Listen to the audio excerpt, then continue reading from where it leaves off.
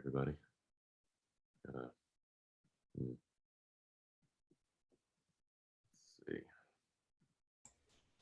We are live.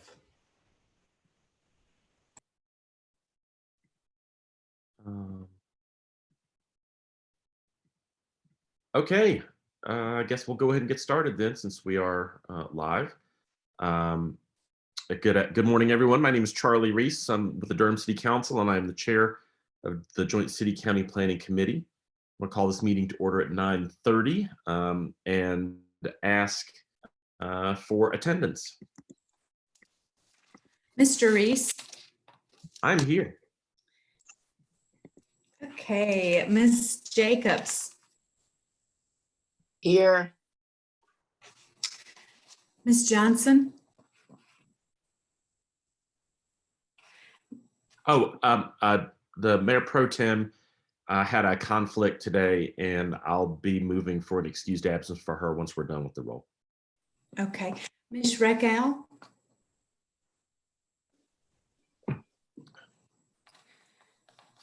Mr. Middleton. Here. Ms. Howerton. Here. Mr. Busby. Here. Okay. All right, thank you. I will make a motion at this time for excused absence for Mayor Pro Tem Jillian Johnson. She had a work-related trip that got rescheduled because of the hurricane, and she's unable to join us today. I'll move that or second it. Why don't you move it? That makes more sense. Thank you. I'm still used to getting care of this stuff. Thank you, Ken. Move for an excuse absence for Mayor Pro Tem. Second. All right, the motion was made by Councilmember Middleton, second by Brian Busby. All those in favor, will you please take the roll?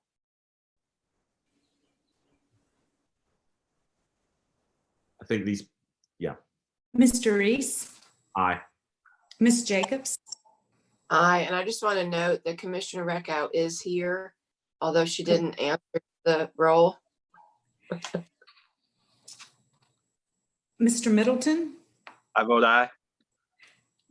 Ms. Howerton. Aye. Mr. Busby. Aye. And for the record, I'll note Ms. Reckow has joined us. Although it says you're Wendy Jacobs, so that's kind of funny. Well, I didn't get an agenda link, so Wendy forwarded me hers. So she's essentially attending twice. Well, that's always a good thing. So we appreciate you joining us, Commissioner Reckow. Thank you. And I guess we'll go ahead and get started. Does staff have any adjustments to the agenda today?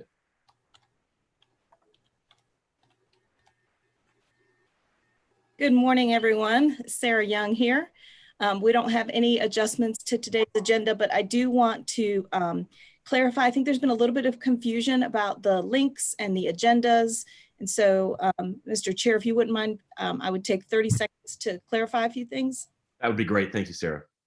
Sure. So we are using the Zoom platform, and the links, because the panelist links are different than the public links, those go to you all as separate emails from the City County Planning Zoom account. So those will not come with your agenda packet that Susan mails out or emails out about a week in advance. Sometimes those emails can end up in your spam or junk folder, so check those. But if the morning of the meeting you find that you don't have that link, just shoot us an email and we'll send you your customized link as well. Okay? Great. Thank you, Sarah, and apologies to Ellen for you not getting that that link. But now you're here. You are here as yourself, I see on my screen. So I think we're ready to move forward unless anybody else had. Oh, this is the time when I ask if any of anybody has announcements. Seeing none, we'll move on to item 4 on the agenda, approval of the minutes. The agenda says from May 3rd, I believe it's June 3rd, 2020 meeting. I think, does anybody have any remarks to make about the minutes from our June 3rd meeting?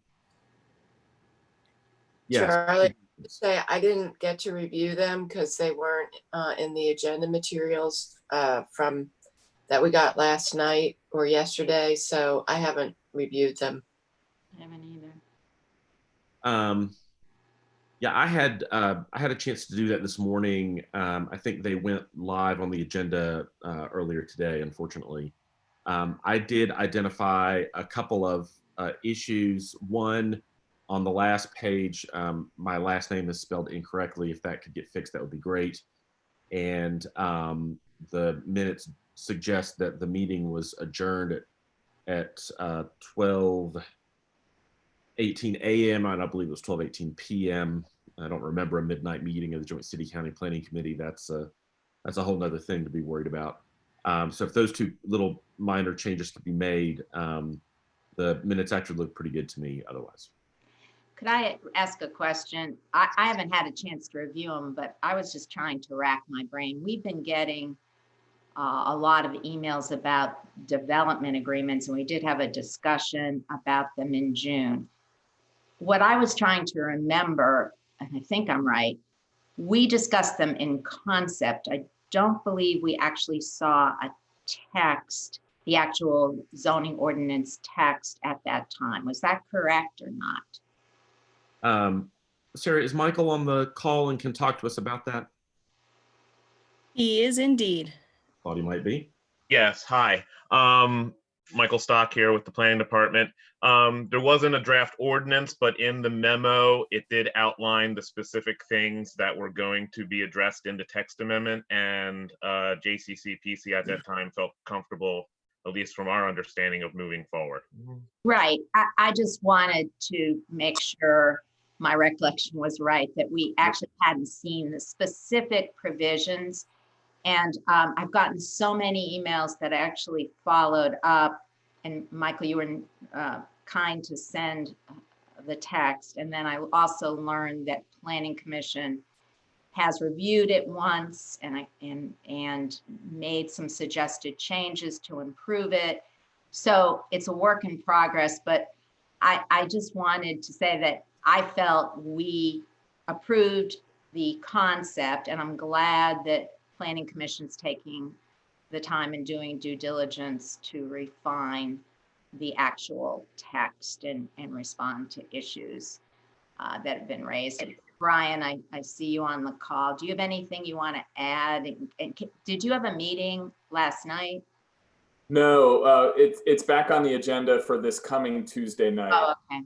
So the revised version is online under the Planning Commission's packet for the August 11th meeting. Okay, thank you. Well, I appreciate the work that you're doing on it.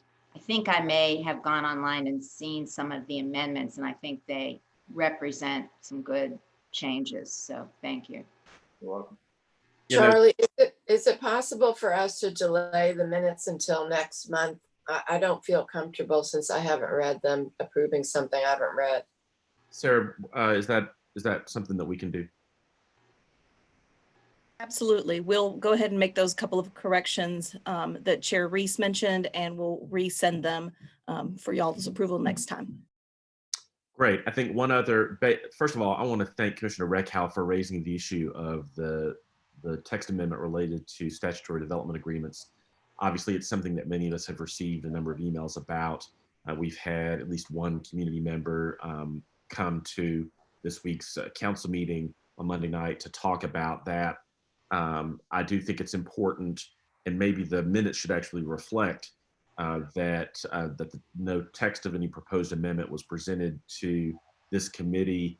The minutes do suggest that we, let's see how they put it.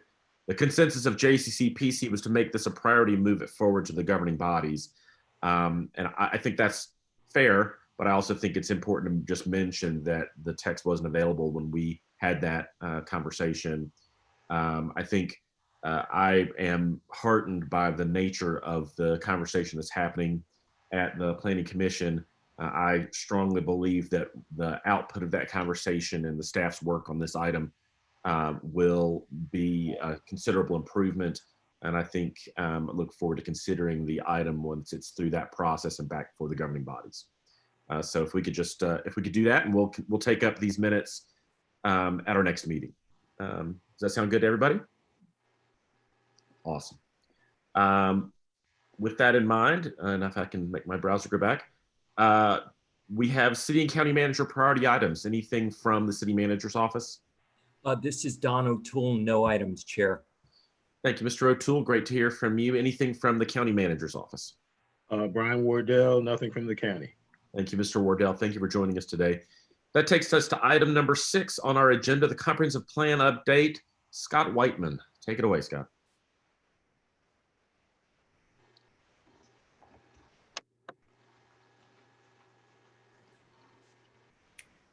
Good morning, everyone. This is Lisa Miller with the Planning Department, and I'm going to be starting the presentation off this morning. Our team worked on putting this together, and so that's why Scott's name is on it. But Carl Kolazna and I are going to be going through the presentation. We want to be relatively brief, but just make sure we're sharing enough information that you all can provide some feedback and guidance to us as we continue to try and sort through how we can best do equitable engagement and continue moving the plan forward during COVID-19. So About that, Lisa, didn't mean to make an assumption there. no, his name is on the agenda. So all right. So if you want to go to the next slide, Kayla. So we, at the last meeting, you all may recall, we had some, you all had some good discussion about the need to balance that we have a high volume of development cases, current cases coming forward, where we'd like to be able to have the input that we've received so far and the community priorities that are being identified taken into consideration as those are being processed and approved. And we also know that continuing the work forward with the comprehensive plan is really challenging, particularly as we're trying to focus on doing more equitable engagement. To do that when in person is tricky, if possible. Folks have a lot of competing interests in terms of their time, energy, mental health, as everyone is dealing with the pandemic. And so we're hopeful that the things that we've been working on over the last 2 months can help us further that discussion and get some feedback and guidance from you all about how we continue to move forward, taking those things into account. So real quickly, before I jump into some of the engagement work that we've been doing, if you want to go to the next slide, Kayla, there's a few things just kind of around the infrastructure that we've created for the comprehensive plan work that we've been making modifications to. Those are mostly centered on trying to bring resident voices more into the work that we're doing. So we've shared with you all previously that the outreach team, who's a group of residents, who's been helping us with the engagement aspects of the work, formed working groups to help think about, create messaging and communications that are more accessible to folks in the community, help us assess and look through the data and research, shape the engagement that we're doing, and help provide clear explanations and understanding to folks around what the comprehensive plan is and why it's important. So we're continuing to work with those groups in order to develop updated materials, as well as procedures for using social media, updating the website, FAQs, all of that to make it more accessible to residents.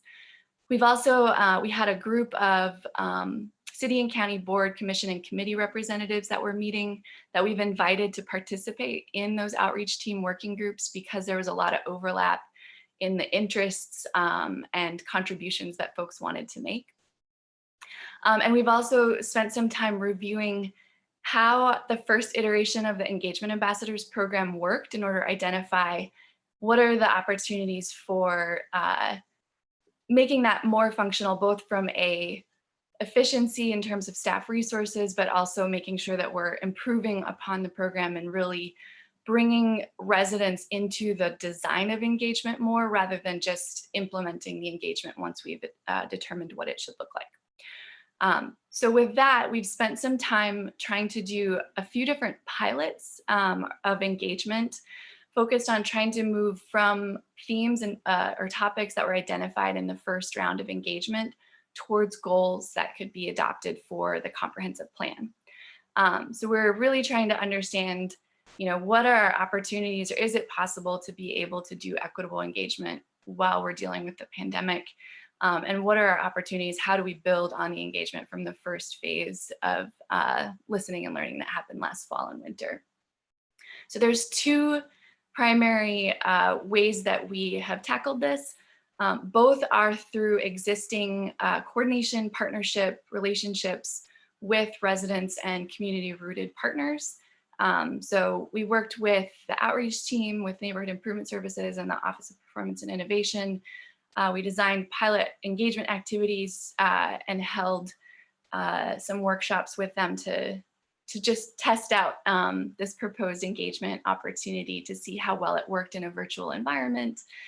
We also had an opportunity with one of the community-rooted partners that had contracted with Neighborhood Improvement Services to have some in-person socially distanced events that combined both feedback around and input around the themes from the comprehensive plan and trying to work towards goals, but also looking at the shared streets program that transportation is working to implement and providing an opportunity for residents to share their perspective around what would make their street safe and combine those into a coordinated engagement opportunity.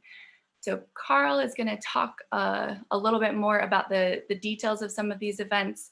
The list of topics that we asked folks to help further develop is on the left there, that came out of the first round of engagement.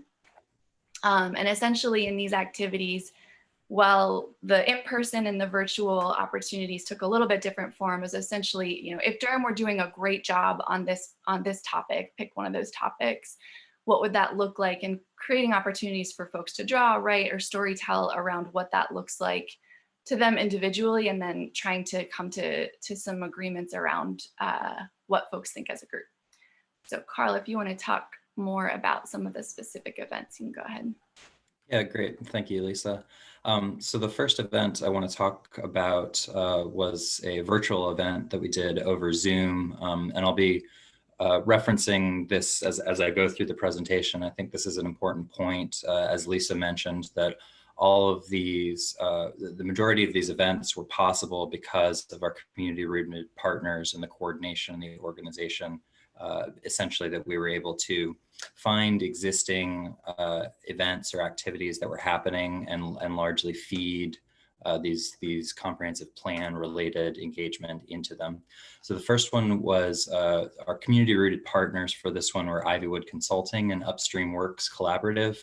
So the Hillside Fellows, just as a little bit of background, they were an equitable engagement fellowship at Hillside High School.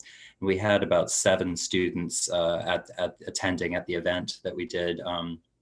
Their objective is to be consultants for the community-rooted partners, to work with various city projects to develop and implement innovative equitable engagement strategies. So with these students, we went through the activity. We selected one of the topics, which was affordable housing, was the topic that was on most people's mind for this one. And then, as Lisa mentioned, went through an activity where we first thought, everybody in the group thought individually about if Durham was doing a really good job on that topic, what would that look like? You can see there's a picture here included from one of the attendees that included a picture and some words that came to mind. And then at the end, an individual goal statement that they wrote around if Durham was doing a really good job on affordable housing, what would that look like? And then at the end of the activity, using those individual goals and sort of that individual perspective, we worked a little bit on how we might combine into a combined goal, combining everybody's individual goals, and sort of the process of figuring out how to make sure all of the things that were reflected in the individual goals would be reflected in a final goal. So that was the Hillside group. So the next one we did was with our outreach team. As Lisa Miller mentioned, we had about 12 attendees for this. It was a very similar structure to the Hillside Fellows program. So starting with a selection of one of the themes, it was affordable housing again as well. Not a surprise, it's on many people's mind. And I have a quote here from one of our outreach team members, which was their individual goal statement around affordable housing, which the reason we wanted to include this and something we'll be talking about at the end is the dialogue and the richness and the intersectionality of the conversation that happened amongst these themes was really remarkable, and also I think important guidance for us as we're thinking about how to organize the goals themselves. Traditionally, plans have had sort of the traditional, there's a goal on transportation, a goal on affordable housing, a goal on economic development. That may still be the right approach, but we're seeing more and more that there's overlap and connection between those themes. That's very important. So going on to the next one. So as opposed to the last two that I talked about, which were via Zoom, this was an in-person engagement, and this was headed up by Spirit House, one of our community-rooted partners, around these, as Lisa mentioned, around the Safe or the Slow Streets project. So the name of the locations are there on the PowerPoint, and the one on Benjamin Street actually happened just last night. So these were events that were literally physically in the street. The portions of the street were closed off and tables were set up in a socially distanced manner.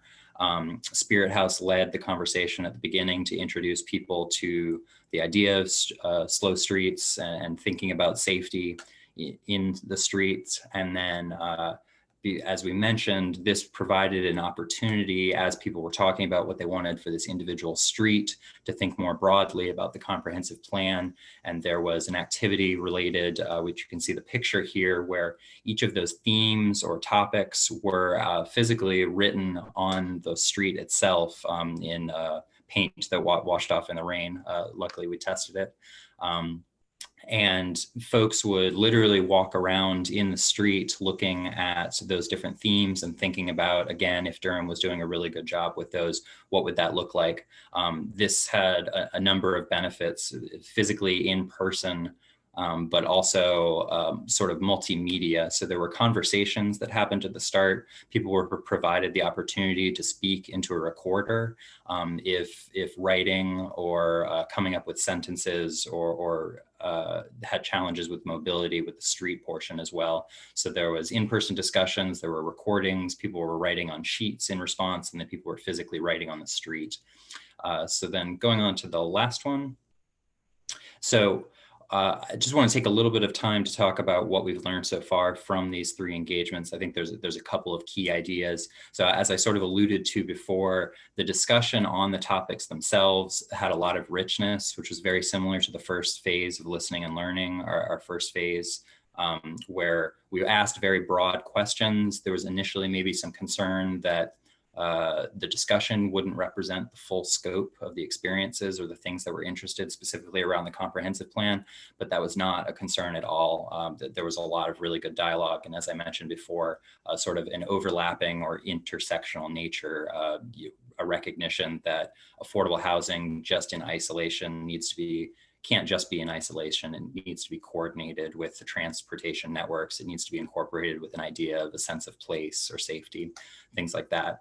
One thing that we learned is sort of alluding to that, that we think there's an opportunity, particularly given the extremely rich qualitative data set that we have from the first phase of listening and learning, to do a little bit of more analysis or maybe synthesis of that. That data set is where the goals that were the topics for the goals that we presented in the presentations. But we need to, I think we can tee that conversation up a little bit more and perhaps avoid a little bit of retreading of some of the first listening and learning, sort of those focused of conversation. We want to make sure that we're moving from that conversation towards the development of the goals themselves. So I want to talk about a few of the challenges, particularly around equitable virtual engagement. And these are challenges I think that all of us to some degree are aware of. I want to talk about when we think about being available for a Zoom meeting or whether somebody is available for it, that there's actually sort of a spectrum of availability and comfort with that.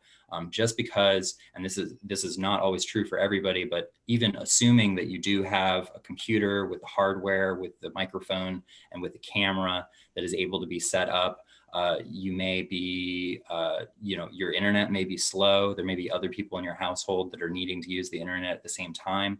It's more challenging, particularly to have a quiet space for some folks if they're dealing with childcare at the same time, so that you can really focus in on the activity. We also have challenges, just being very frank, It's a little bit easier when everybody is in a room together. Some of the just basic logistics around making sure everybody understands what step we're on in the process, making sure that if people need to step out for a minute, that it's clear where they've gone. With a virtual meeting, people dropped in, people dropped out, and that was just kind of a reality of the engagement that we were doing. Also, we are trying to think, as we're moving towards goals, there is a focus on, the actual creation of sentences and things that require a certain degree of understanding of planning concepts and frameworks, and we want to make sure that we're being as accessible as possible. But again, with the virtual engagement, there's a number of challenges that we just wanted to daylight here. That I think many of us have run into through this process. So overall, I think one important thing is that this reconfirms how essential it is to provide different options for engagement. It can't just be a Zoom meeting, or if it is a Zoom meeting, there needs to be multiple, people need to be able to speak, people need to be able to write, drawing is great. So it's important to us that, just like we learned from the first phase of listening and learning, that there's a variety of methods for people to engage in, because one method may not be as feasible or as workable for someone as another method. So it's a part of how equitable engagement is in this new environment. And the last thing, having said all of that about Zoom meetings, I think fundamentally we understand that even if people are able to attend Zoom meetings because of some of the challenges that I just mentioned, many people are not able to attend Zoom meetings. And we know that it's important, really critical, that there are in-person opportunities for this engagement that don't rely on hardware, that don't rely on being able to sit down in a quiet place and take some time for yourself. So whether that was through the street shares, people speaking into recordings or microphones, we just want to make sure it's as accessible as possible. And we'll be happy to talk more. I just wanted to give a little bit of the background on the pilots that we've done and some of the initial things that we've learned so far. Thank you. And before we move, there's a few other things we wanted to share with you all, but while we're still talking about the engagement pilots, I wanted to introduce you all to we have an Engage Durham program assistant that's joined us, Laquita McDonald, who we almost hired right before the malware attack, and then we're finally able to onboard a little over a month ago. So she's been working with us, been really involved in the pilots and helping facilitate those. So Nikki, I don't know if you want to say hello real quick. I think there's a brief bio introduction in the memo as well. Okay. Good morning, everyone. I'm Laquita McDonald. Want to show my face. I'm out moving around, picking up some fresh fruits and vegetables this morning. So I'm multitasking, but I'm Laquita. I'm happy to be here with the city and the planning department. I'm also a member of Spirit House, and I have very much thoroughly enjoyed the street share events. It's one event where I've been able to see a lot of diversity and a lot of different age groups come together to talk about what's in them and what they deem is valuable. So I agree with what Carl said 100%. We definitely need many variations to being able to do community engagement for it to be successful. And I think we have a pretty good handle on how we can kind of shape some pilots moving forward to have people actually get out and be honest about how they feel about their community and about the city and about the things that is going on right now. The feedback that we've gotten so far, everybody has been really enthusiastic that the city is moving in this way to have these engagements set up, to have people come out to voice their opinions. So I just hope that we continue to move forward in this way, and I'm happy to see everyone this morning. Thank you, Lisa. Thanks, Laquita. All right, we've got just a couple more slides here. So there's a few other things that we've been working on that we wanted to mention to you all. So as we know, there's development proposals that are continuing to come forward during this time. There's a few different neighborhoods in Durham that have started organizing themselves and really created some great collaborative ideas around how development near their neighborhoods could be more equitable and could serve their needs and priorities. So we recognize that this is an opportunity for us to be able to learn from residents that are already thinking and doing these things. You know, Bragtown is one example that's coming up. I think they're going back to a couple cases going back to Planning Commission next week, where the neighborhood has done a lot of work. And I think there's two primary ways that their work can really feed into the comprehensive plan work. We've mentioned we are going to be working on an equitable development framework, doing some community asset mapping. And I think there's a lot of opportunity for some of the conclusions that they've come to as a community to inform a lot of that work. And in addition, particularly Bragtown has done a whole lot of legwork to try and understand, as residents, how do they engage with the development process, and have a lot of really great feedback for us about how we can improve that process in order to make it serve residents as well as developers. And so I think continuing conversation around those things and learning from the work that's being done by residents is a big opportunity. We also, I think one of the things that we've talked a lot about, you know, around this time is when our original timeline was slated to have community goals ready for adoption by the elected officials. And so thinking about opportunities that we have to take the input that we've heard from the community so far, the priorities that we've heard from folks, and to start bringing that into consideration for current development cases. So we are working on a process to include the interim themes that were listed previously. We've got them on the next slide as well, but to incorporate those into the land use review process in a number of different ways so that we are doing an assessment of whether development is furthering these goals that we're hearing from the community. So it's a real opportunity not only to build on the rich input that we've heard so far, but also to show folks in the community that they don't have to wait 3 years or, you know, whatever the timeline is for getting the comprehensive plan completed to start seeing the priorities that they have being brought into the process. Next slide. So we wanted to share a potential draft timeline for trying to get to adopted community goals.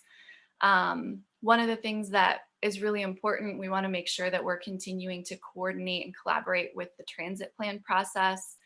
They are planning to go out for engagement mid-August, later this month, through September around goals for the transit plan. So making sure that we're working with them. We've been doing a lot of work around collaborating for engagement ambassadors, kind of next iteration. We anticipate that the work that we're doing to try and get to community goals is going to then extend beyond that time frame that the transit plan work is happening. But our hope is kind of best case scenario that we could get to draft goals by the end of November-ish and start working that through the adoption process to Planning Commission, to JCCPC, and to the City Council and County Commissioners together. Next slide. So just, I know we all know this, but just to kind of reiterate, we know equitable engagement is going to be even more challenging now than before COVID. I think based on our experience from the pilots, trying to achieve the same level of equitable engagement in this environment as we had in the first phase is going to likely require more time and resources, and kind of the schedule that we shared is a best case scenario. So just kind of being cognizant of that and knowing that this may shift as we get a better understanding and move forward. We're very much committed to an iterative process where we're learning and improving along the way. I think there's a lot of opportunity for that here. So just to kind of bring it back to where we started, essentially we wanted to have an opportunity to talk with you all about both the methods and kind of the timeline around continuing work forward with the comprehensive plan. Previously, Pat Young had shared, you know, we're committed to not making any formal decisions around the comprehensive plan until in-person engagement is possible. And so just trying to get an understanding with some of the information that we've been able to glean from our work over the past 2 months to talk with you all about your perspectives moving forward. we're happy to answer questions and really interested in hearing y'all's guidance around this. Thank you. Well, thank you, Lisa. Thank you, Lakita. That was a fantastic presentation and a good kind of level set on where we are right now with the comprehensive plan update. The agenda indicates that this item is here for the committee to receive the information, to provide feedback and guidance. So committee members have feedback and guidance. If you'll raise your hand, I'll recognize you and we'll get that process started. Chair Jacobs, yes, please go right ahead. Well, I just want to thank all of you, Carl, Lakita, and Lisa, because what you all shared, it just shows really how thoughtful and intentional everyone is trying to be now. I really appreciate that. I really appreciate the partnerships that you've developed with, as you say, community-rooted organizations. And I was just thinking with your description about the event last night, that just the whole idea, I'm sorry about my cat coming across there, but the, just the meaning of engagement, that hearing you talk about it, like, it's not just like engagement that is actually engaging it's in itself. So I think that's actually something really transformative too, to think about engagement actually being engaging. I loved, the idea too, that people being able to draw and express themselves in different ways, the oral recording, so being able to really capture whatever is the way that people feel they can best express themselves. And so I just think it's really amazing. I think some of the work that's happening, and also what you talked about around some of the communities that are organizing themselves, like Bragtown. I was thinking too about Walltown. We've seen the Walltown neighborhood, the way they've organized about Northgate Mall, and seeing some of the leadership coming out of that, amazing things that are happening. So I'm really supportive of what you all are doing. I like the idea, though, that you came up with those general goals that I think were really embodied, at least what I saw, because we got an update from on the Durham County Transit Plan yesterday. And in that update, they had taken everything that came out of the ambassadors, the online survey, and the in-person meetings, and they had created this big document, which actually I think would be really helpful to share with this group. I found that really interesting. They did a whole analysis of everything that has been heard so far, but I saw it crystallized in what you just put up with the kind of the goals that you're suggesting, that we still not wait 3 years or whatever, whenever we're done, that we really start to, bring these into what's happening now. Because that's my big concern is everything, the development steamroller is rolling ahead. And I really like the idea that we have kind of this iterative process where we're hearing things from the community and we don't lose those because we have to wait for the official adoption, and that those voices don't get left out now.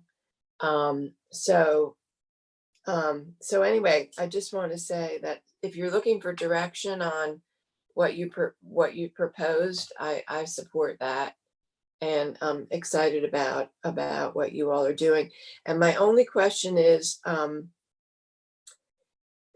yesterday we learned that through the first processes, that the voices that haven't been really captured were the Latinx community, youth, and also rural residents.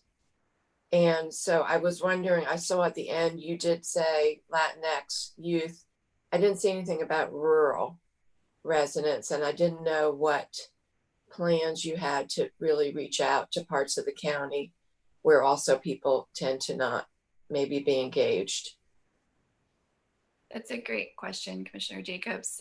So part of what we're looking at as we're re-examining how the engagement ambassadors work went is knowing that we have particular groups of folks in our community that we need to do a better job of reaching, to make sure that we are creating space for, you know, a certain number of engagement ambassadors to be youth that are reaching youth, to be Latinx that are reaching our Latinx and Hispanic community, and to make sure that we are also including the county residents in that. And I think there are some opportunities for, you know, we a little bit late in the process in the first round, went and visited, I think Scott visited both or two different Ruritan clubs, and trying to make sure that we're reaching the county. But that's definitely an area where we need to improve. And I think there's some opportunities in partnering with the county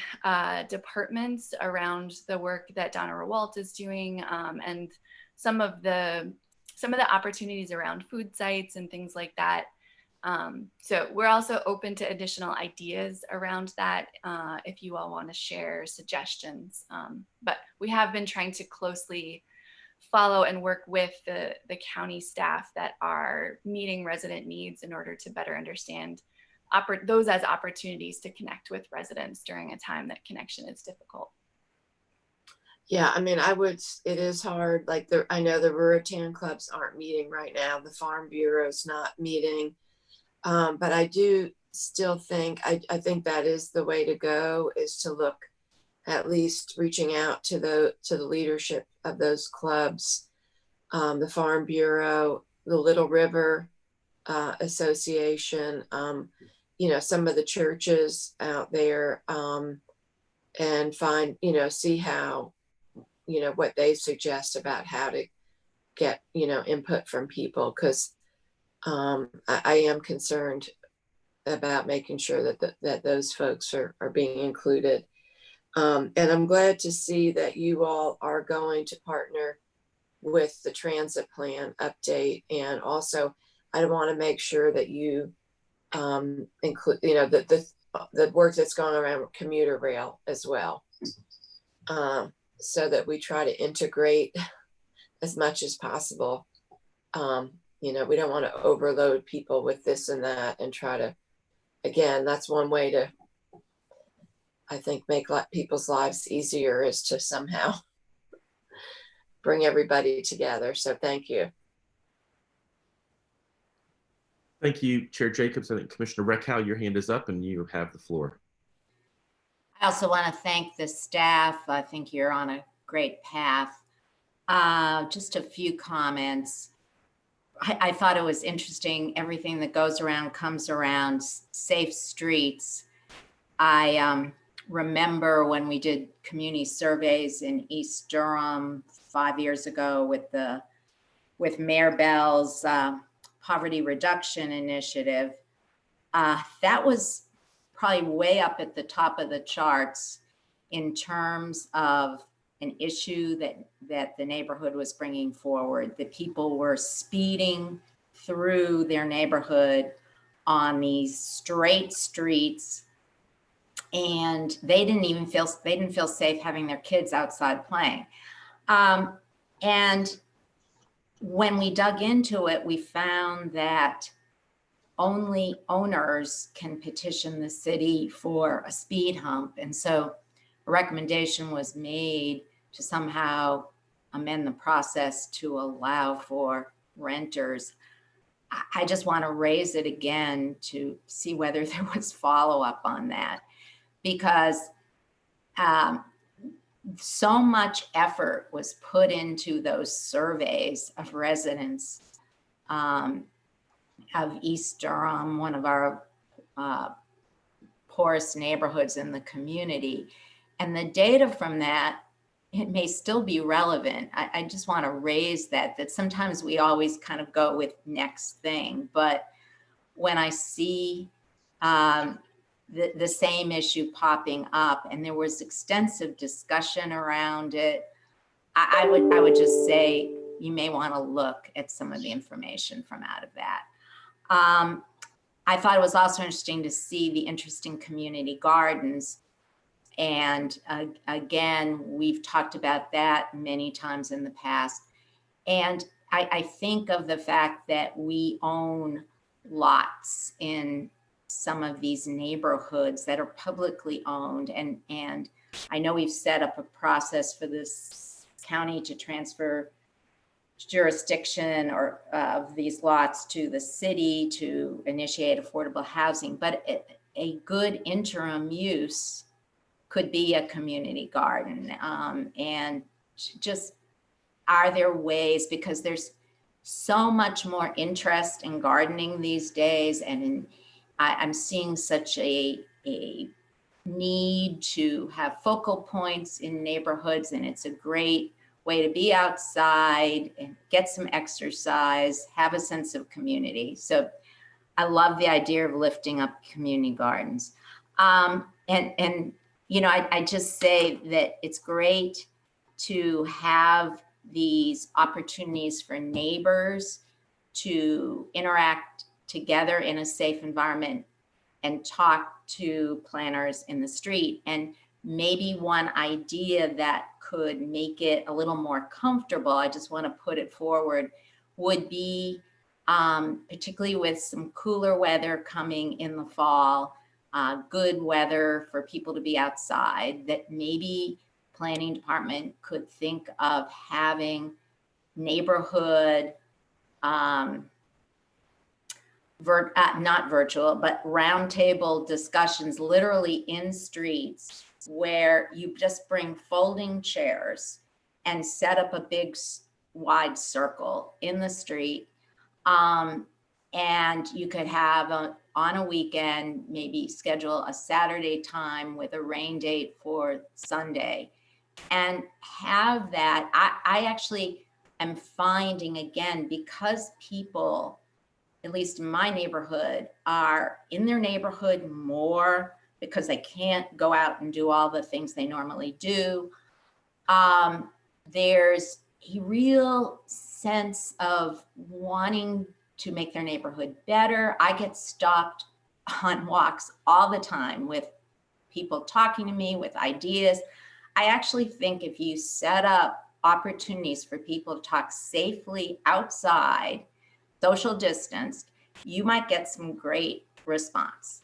So I just put that out there as another way, picking up, I mean, it's not my idea, I think it's yours. It's just making it so someone 50, 60 years old who might not want to stand in the street for a long period of time could sit down and chat with you. So put that out there.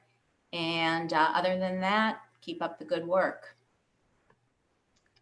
Great. Thank you, Commissioner Reckow. Just wanted to let you know before we move on to other comments that I'm going to reach out to our staff on the two questions you raised about speed bump petitions and about interim use for some of those properties that the county has transferred to the city.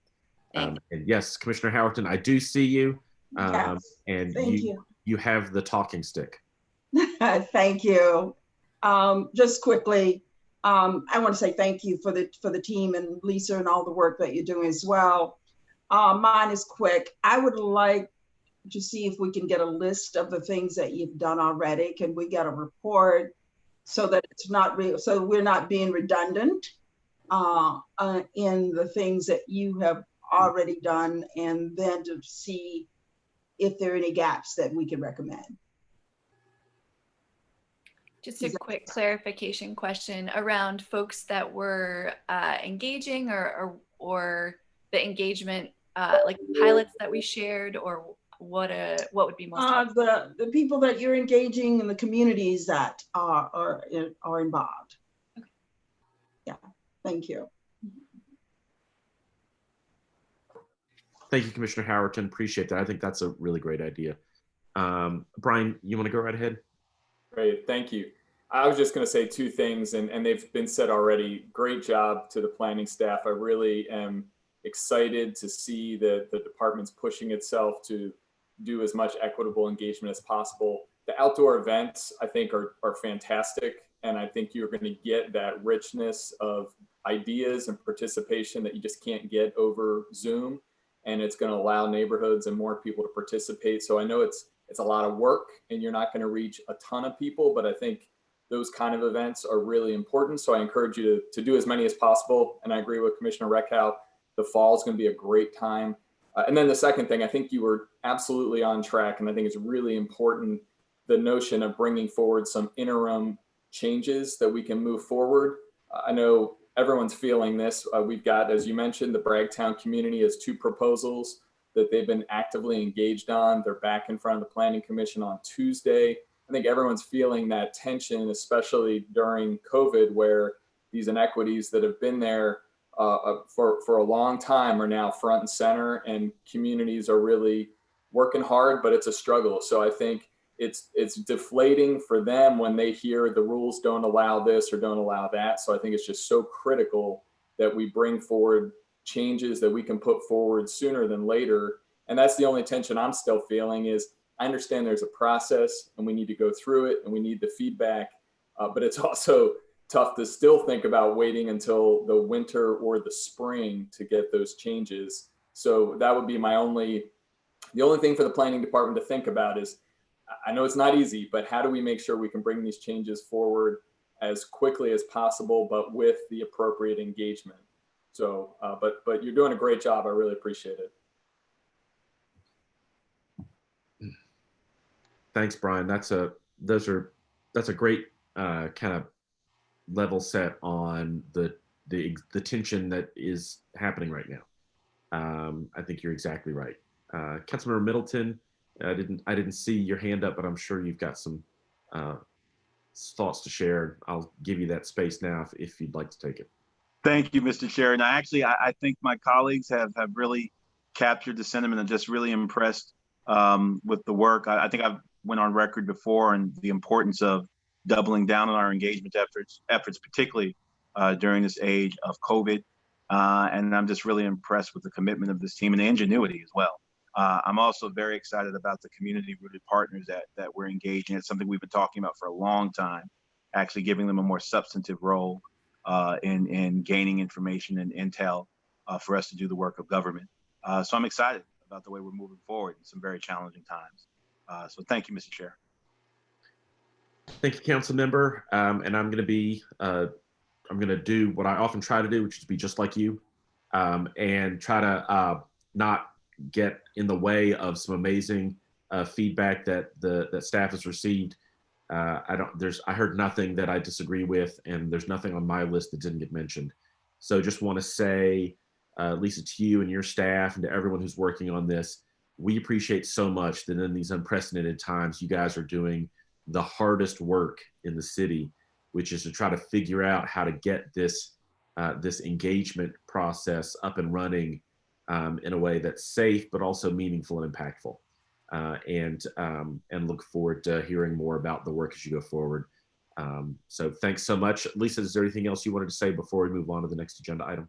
I just wanted to mention when Councilmember Middleton mentioned ingenuity, we could not be doing this work without the relationships built through the Neighborhood Improvement Services Department and their work, as well as the partnership with the Office of Performance and Innovation and bringing their design expertise to this work. So we've had really great partners in this, as well as our whole comprehensive plan team. So thank you all so much.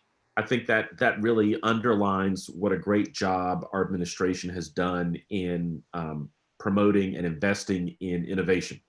And I think that's an idea that can sound very nebulous sometimes, but I think this is just another example of how it's actually very concrete work that requires thought and actual investment. And I'm proud that we've been able to do that. And now we're seeing some of the benefits in this work and in other areas. So thank you, Lisa, and all the staff that's worked on this. This fantastic conversation, and just look forward to seeing that work move forward.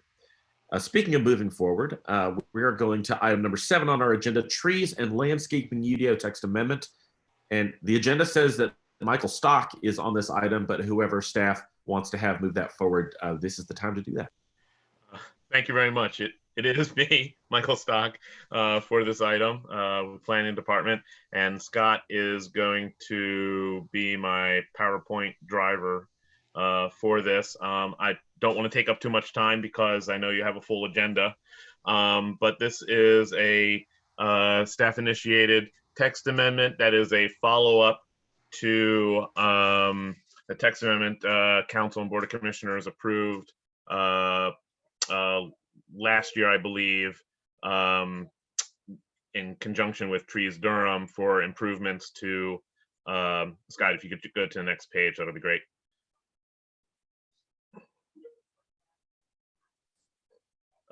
It's follow up to TC 1805, which increased tree coverage and landscaping requirements. We promised to bring a follow-up text amendment, which this is, to do street trees to move street trees into the right of way, to add some additional tree coverage requirements at the behest of City Council when they approved TC 1805. The street tree amendments were not included in TC 1805 because working with Trees Durham, we agreed to look into doing a pilot program that involved also coordinating with update to the landscape manual, coordinating with Public Works to revise street tree cross sections, and to coordinate with urban forestry to understand resource issues on the front end in terms of reviewing and inspecting sites that were going to be have street trees within the right of way, because they're going to be the city's responsibility at that point. And then also on the back end in terms of long-term maintenance and care. So this is a successful program. What we've realized and what we reiterated in the staff report was that this is going to be a substantial program that is going to need some dedicated resources in the future. There might be additional staffing that's needed for inspection, pre-planting inspection and inspection of the planting itself, and then for urban forestry's long-term care and maintenance, as I mentioned before, to make sure that this is a successful program in the long term. So that was very important. So I just want to go over the next page, just highlights what are the elements of this amendment. As promised and as requested by City Council, we added additional tree preservation language for non-residential development that was similarly added for the residential development section in that part of the ordinance. It mimics the same language that will now require conservation of tree areas before you look to proposing replacement areas. Our tree coverage requirements does a tree coverage to tree replacement range, and previously it was optional of how you use that. Now it's currently with residential, and now with non-residential, once it's approved, you would have to look to conserve before you look to doing any tree replacement. The other big ticket item in this is moving street trees into the right of way for all new streets. And we kind of went beyond what we talked about with Trees Durham for a pilot program. We decided, you know what, it's nice that we are going to do new streets in the suburban tier for residential development. Why are we just stopping at that? So really the proposed ordinance will be for any new street or extension of a street will require street trees within the right of way. And we also, and in other instances where street trees would be required, but it doesn't fall under the category of a new street, we're moving the requirement of street trees closer to the right of way from maximum 30 feet out to maximum 10 feet out. Also, based upon staff working on updating to landscape manual, one of the comments that came out of that was that we needed an update to our mix of species requirements. We do have currently requirements to mix species for all landscaping requirements, and within this ordinance is an update to that, and it increases the mix of species based upon the amount of trees that are being proposed. Another topic that is being addressed is identifying certified arborists or foresters for reviewing for responsibility for tree surveys that are submitted, that would be submitted to the departments for review. And then there are also some other just technical adjustments in there. That's the extent of it. Be happy to answer any questions. I just wanted to be brief. Well, great. Thanks, Michael. That was a great presentation. Let me ask just real quick, where are the folks from Tree Durham's on this draft of the proposal that's before us today?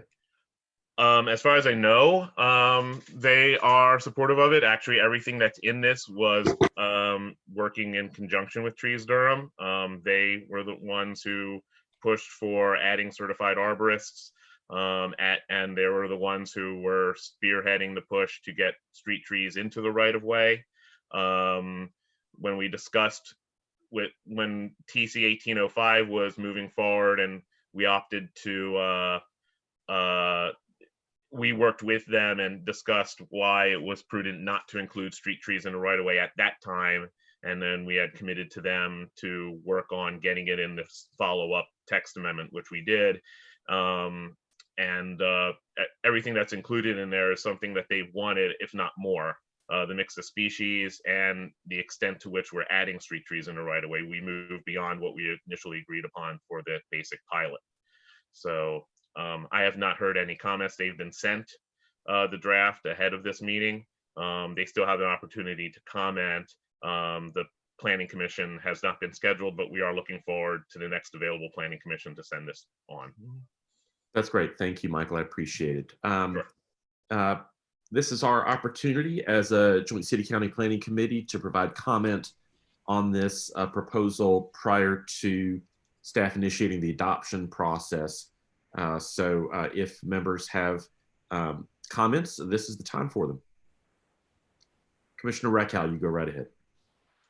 I just want to applaud the changes, particularly the provision now to extend street trees to all new streets, not just residential. I'm seeing, again, the pandemic is leading to so much more walking. And in this very hot weather, what I'm finding, unfortunately, is I've noticed it in a new section of my neighborhood that's been built out over the past 5 years, where the sidewalk is in on one side of the street, not the other. But the street trees are set so far back that they do not shade the sidewalk. That what actually happens is people move off the sidewalk and walk on the other side of the street to get into shade that may be there on the other side. So it leads to unsafe behavior just to try to stay cool when you're out walking. So I would say that you're on the right track. I would just encourage that when you look at the species that you're going to allow in this right of way, that you hopefully can find the appropriate hardy tree that does create a decent canopy. Sometimes I've seen street trees go in that just have these spindly leaves and even when they grow, don't create much shade. So, in our environment here where shade for walking is so important, particularly 6 months out of the year, but really it makes it more comfortable almost all year, that looking for a tree that does provide some shelter from the sun would be a great idea. So a follow-up to that, if I may, staff is working on an update to the landscape manual. And if you don't know, for those who don't know what the landscape manual is, it's something that Durham has utilized, kind of reformatted back in the early 2012, 2013, that really mandated different types of species based upon the landscaping requirement, whether it was a street tree or a project boundary buffer.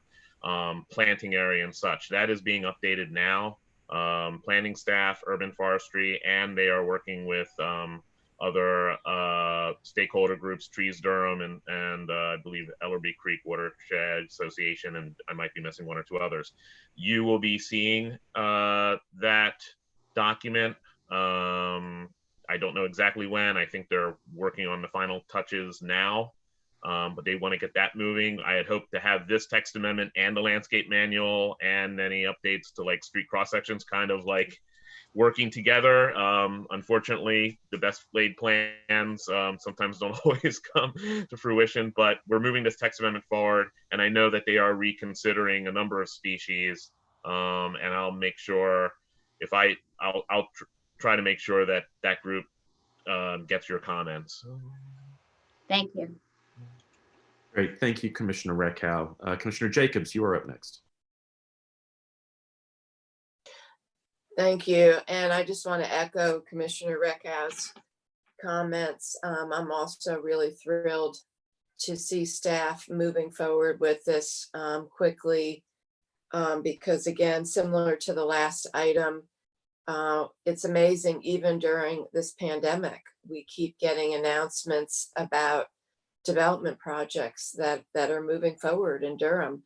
So on one hand, we're fortunate that economically, compared to other parts of the country, that we still seem to be having people wanting to invest in our community. But on the other hand, it just means that there is a certain urgency to some of these issues that really impact the quality of life for people in our community.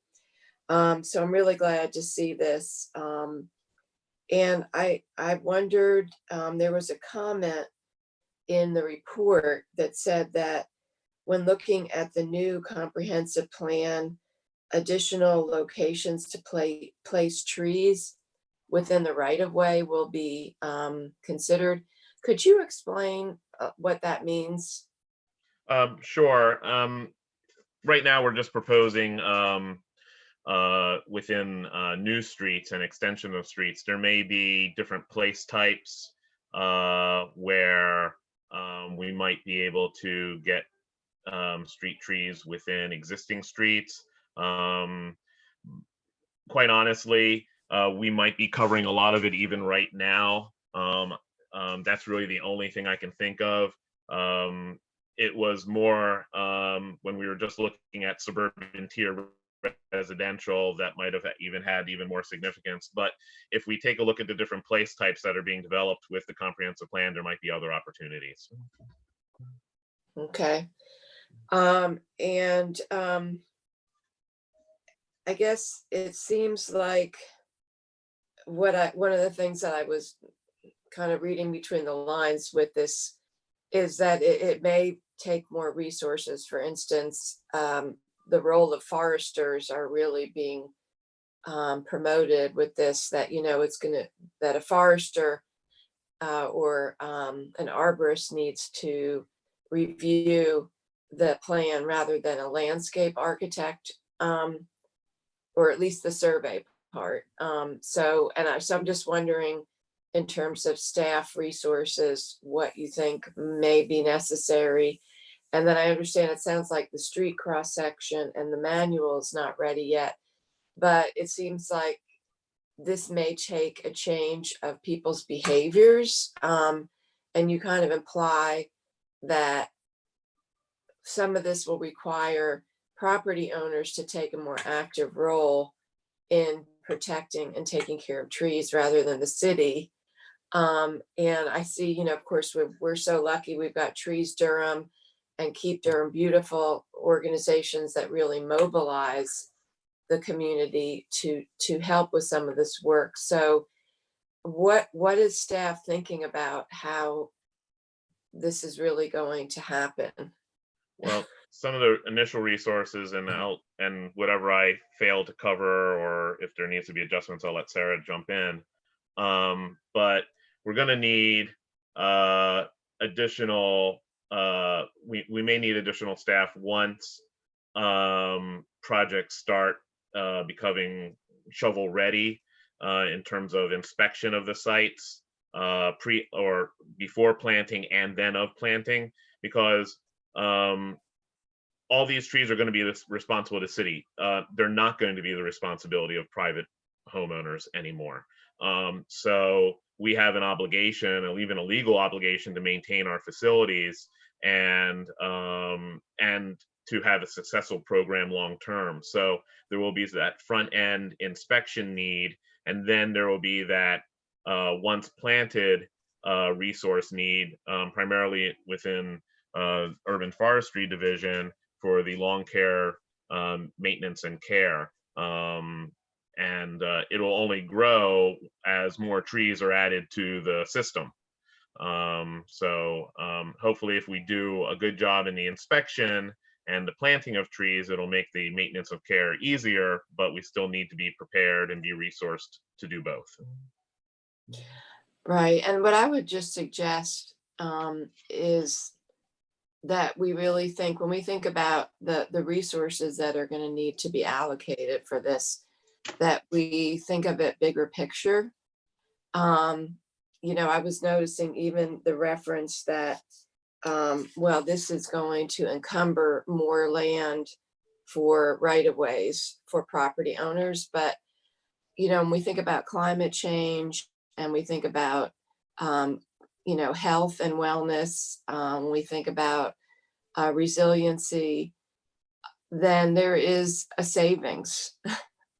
And I know it was really hard to quantify, as Ellen was talking about, how we have a bigger picture, thinking about the value that we're getting and the cost that we may be saving other places when we're making this type of investment into street trees. So I don't really know how to do that, but I'm asking you all if there's a way to try to think about it. So yes, we may be investing more now because the city is going to have to help maintain the trees, but what are the ways that we're going to save costs, you know, when we're investing upstream?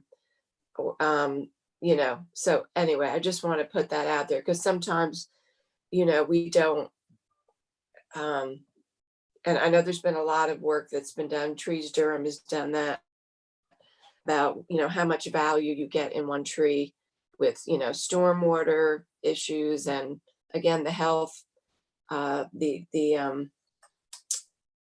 is the heat island effect, and all those things. So I just wanted to throw that out there. And I loved Ellen's idea about the suggestion about really looking at the shade trees. And I was even thinking about, and I'm sure you all are doing this, but, you know, trees that are going to be more resilient in general to drought or severe weather, or, you know. That is definitely a topic of the updated landscape manual and the new species that they're considering. Yeah, but thank you all. And one last thing was just, will you have visuals that go along with this? Because when I was reading it, I was trying to visualize all these different options and way things might look, and thinking about how somebody reading this, whether there's going to be any visuals that go along with this text amendment. We can take a look at that. We can consider that. We'll see what capabilities we have at this time to do that. Pretty much it's simply taking the current requirement that's on private property and moving that into the street right away. It'll be whether it's right next to a street or, you know, where it's positioned. Usually it'll be positioned between the street and the sidewalk, or at least really close to the sidewalk on the other side. Okay, thank you. If that was really, those are really great comments. The only thing I wanted to add to that is, you're right, street trees are an investment and they will yield benefits. Many of those are intangible, but some of the tangible benefits are, for example, in the stormwater area and also in public health. The problem is the savings from those investments are distributed across jurisdictional boundaries. So it's going to be hard to kind of quantify that. But I think it's important to try to at least take a stab at getting our arms around that. So I appreciate you raising that issue. Brian, I think you had your hand up. Please go right ahead. Great, thank you. I just wanted to commend the staff for working with Trees Durham and local partners I look forward to hearing from Trees Durham like the chair does as well for their input. But in particular, I just want to commend the staff for recognizing this is an issue where we know the community wants it and the science indicates this is helpful. And so saying let's go beyond a pilot project is fantastic and is exactly what we need to do. So good job. I really appreciate that. And I think you all know this, the Planning Commission, we're tending to meet twice a month now instead of once a month because of all the backlog. We are ready to look at this whenever staff has it ready for us. So bring it. Very excited about this. Wow. Will Brian, do. Sorry, go ahead, Scott. Go ahead, Michael. No, that's all. I didn't have anything to say. Brian, as a member of the Durham City Council, the idea that the Planning Commission will now be churning out twice the work product is frankly terrifying. But we will eat our Wheaties and endeavor to be worthy of the materials you send to us. Thanks, Brian. I appreciate it. Any other committee members want to give feedback and comment on the UDO text amendment that's before us? Great. Well, the only thing I wanted to add is to say, is to kind of underline what a couple of other folks have mentioned already, and that this particular text amendment is a testament to the ability of our staff to incorporate vigorous public comment from entities outside of government that have a real vested interest in and expertise around a particular subject area. I know that that can sometimes be a little bit frustrating to staff and maybe even to electeds. But I think in Durham, we have a great heritage and history of incorporating that input in a very productive and substantive way. This particular text amendment is a testament to that in Durham. And I just want to thank staff for putting those suggestions and that advocacy into the format of an actual text amendment, an actual ordinance that the governing bodies will be considering. I really respect and appreciate that, irrespective of the content, which is also fantastic, but just the process, the openness to be able to take that, frankly, that criticism and turn that into something productive that we can consider and that can benefit the people of Durham and the city and county. It's just really extraordinary. And I want to thank our staff for doing that. Want to give one last opportunity for committee members to make a comment about the EDO text amendment and speak now and forever hold your peace. Sarah, did you want to add something real quick there? Saw you pop in. Yep. Thank you, Chair. I just wanted to share a little bit of information really briefly about the landscape manual update that Mike alluded to. And while we had originally planned to bring it concurrent with this item, the reason that you are not going to get it till your next meeting is because in working with some of these community stakeholders, they identified some new groups that honestly we were not aware even existed, some environmental groups. And so we have broadened the input process for that. And that is just taking a little extra time, but we hope that the end result will be well worth it. But I wanted to explain why these got decoupled time-wise. Thanks, Sarah. That's fantastic news. Thank you for that important clarification. All right, seeing no other members clamoring for the microphone on that issue, we'll move on to item number 8 on our agenda, the Expanding Housing Choices Metrics Update, and Scott Whiteman is the staff resource here. And look, there he is. It's actually me this time. Good morning, members.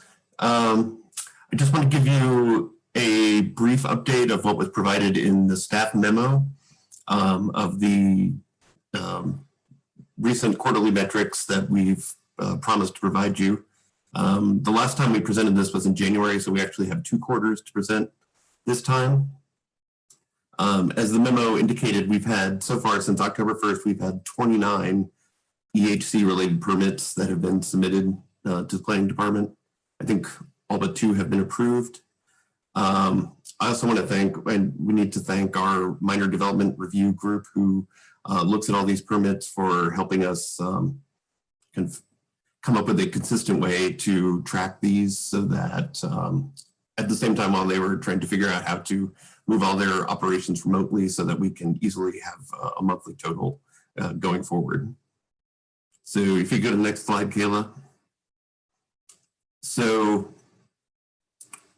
we've generally had steady level of permits, 10 the first quarter, 11 the first quarter of this calendar year, and 8 in the last quarter.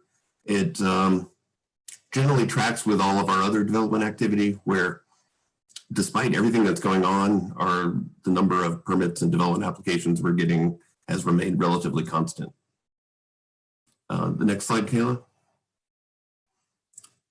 So this shows the breakdown by tier. We still, most of them are in the urban tier, but we still get a significant number in the suburban tier, particularly ADUs. As you see, the lot splits are the subdivisions of existing lots. Most of those that are in the suburban tier are in the portions that are zoned RU5, which are just outside the urban tier.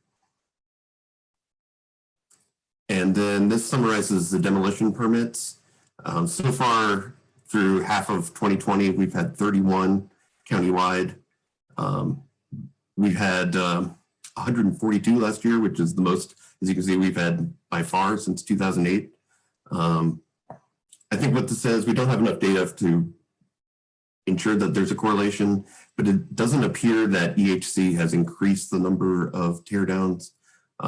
It just seemed like the demand for housing in Durham was kind of driving that the last couple of years. So the math is pretty easy. So far, we're on track for about 62 this year. So with that, just some quick takeaways of what we learned so far. The ADU provisions and the relaxed infill standards seem to have had the most impact. There's another chart in your memo that shows that 100% of the ADUs that have been built in the urban tier since it started have been enabled by the changes for EHC, particularly the size limit being lifted for smaller houses, as well as the height limit being standardized at 25 feet. We have seen little impact on duplexes or single family attached, the kind of for sale unit duplexes. Don't know why yet, but we've received, I think we may have one under review, but we have not seen any permits for those except for that one.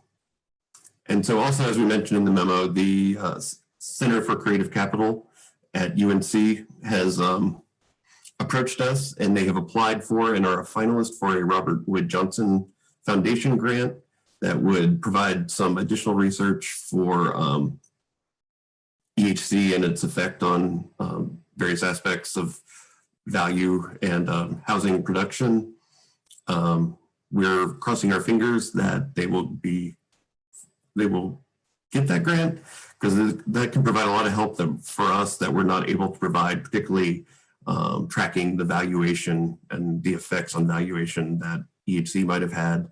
And then they will also be doing qualitative research to interview people who are building EHC entitled permits and people who are choosing not to do that, and so that we can have a better understanding of why. So with that, that's the end of my presentation. I'd be happy to answer any questions you all might have. Thanks, Scott. This is this fascinating data. Really good to get this. I want to make sure that committee members have an opportunity to respond. The agenda item indicates we're merely expected to accept this information, but this is also an opportunity for us to share our thoughts with staff on the data itself, how it's collected, how it might be useful, basically anything members want to say. So this is that opportunity. If you have any thoughts you'd like to share with staff about this metrics update, this is the time. Commissioner Rakow, go right ahead. Thank you, Scott, for that review. Curious as to whether you're seeing a correlation between the tear downs and then the building permits for new single family units. Can you talk, I mean, because obviously they could go into they could go into vacant lots, or they can, what are you seeing that the pattern?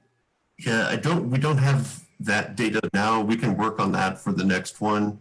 And I wanted to mention another thing we'll work on for the next presentation is being able to map these for you so that you can see where they are. I'll say I did do a spot check of kind of where they're happening, and they're pretty evenly distributed across the urban tier. So we're not seeing a concentration of these sorts of permits in any part of the city or county. Okay. But yeah, we'll make sure to provide that for you, Commissioner Recca. Thank you. And then in the backup material we got, there's a chart, percentage of EHC enabled building permits, and you have ADU, which I understand, then accessory. What's the difference between ADU and accessory? So an ADU is a type of accessory that has a dwelling unit in it. That's just a subset. The rest would be any accessory like a shed or workshop or other accessory dwellings. There were some relaxed standards for all accessory dwellings that were approved as part of, all accessory units approved by EHC. So other types of accessory structures. That's right. Because of the revised side lot and rear yard standards, it could lead to more of those, you're thinking? That's correct. I get it. Okay, got that. And obviously, the other data that you said is still a work in progress. Some of that could be very interesting, particularly long-term as we try to evaluate the impact of EHC. So you said that the group we're working with applied for a grant. If they don't get that grant, what happens in terms of gathering that other data? Yeah, we'll have to look into other options if we can contract with some sort of data science group or someone who can help us with that.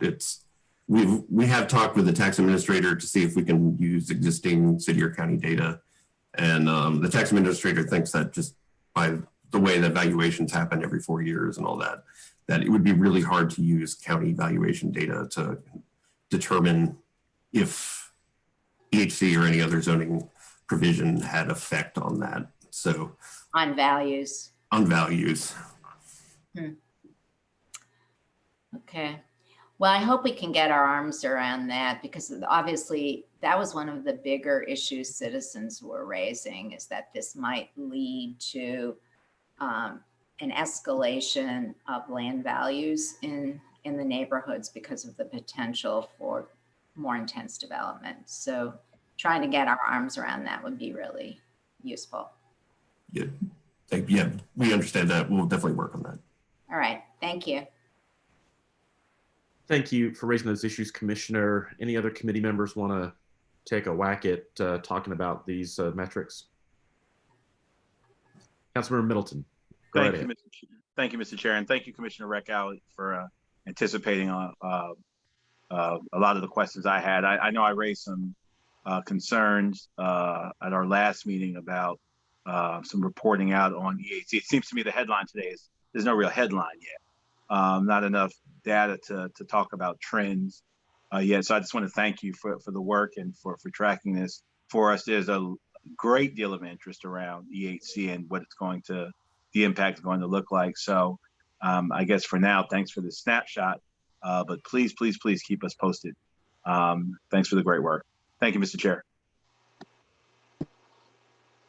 Absolutely, Councilmember Middleton. Commissioner Jacobs, go right ahead. Thank you. And I also want to thank staff for this information and for doing the work on this. It is really important, since it's all a big experiment and we don't really know, what's going to happen. When will you bring back the next report? I can't remember what we asked, what was agreed upon about when these will be given. So the full reports we agreed to do quarterly, and since you all meet every other month, that doesn't line up particularly well. So the next full report will be in December, but we will pull the numbers every month. So if we notice there's a huge spike in something, we can highlight that at your October meeting. But we'll give you a full report with some of the things that I promised to add at your December meeting. Okay, thank you. And I thought the number that was most striking to me was the chart about demolitions. And to see in 2018, there were 96, and then 2019, 142. I was like, wow. And then to see, you know, the numbers, you know, before that, and then it looks like we're getting back to more what was more normal. If we're tracking right now just 31 with half of the year, it's like, wow. So we know that the expanding housing choice did not cause those tear downs that happened in 2018 and 19, that it was clearly the market. And that's what we heard you all tell us. When you were reporting to us, you told us that, you know, that the tear downs are happening, and it's from the market. So I think it'll be really interesting to see what happens. I didn't see, I wasn't quite sure in terms of duplexes being built right now. It looks like not a lot of them are actually being built right now. Is that what you're seeing? We're not seeing any duplexes. And yeah, I think I remember seeing one permit under review for a single family attached, but there are definitely many takers for those two family structures. Interesting. So basically we're seeing more of people subdividing and maybe building an additional single family or a few of the ADUs, but we're not seeing the duplexes being taken up. So that's really interesting. I think it'll be interesting to see how much more increased just residential units do we actually end up with, because that was the whole goal. You know, let's increase our capacity.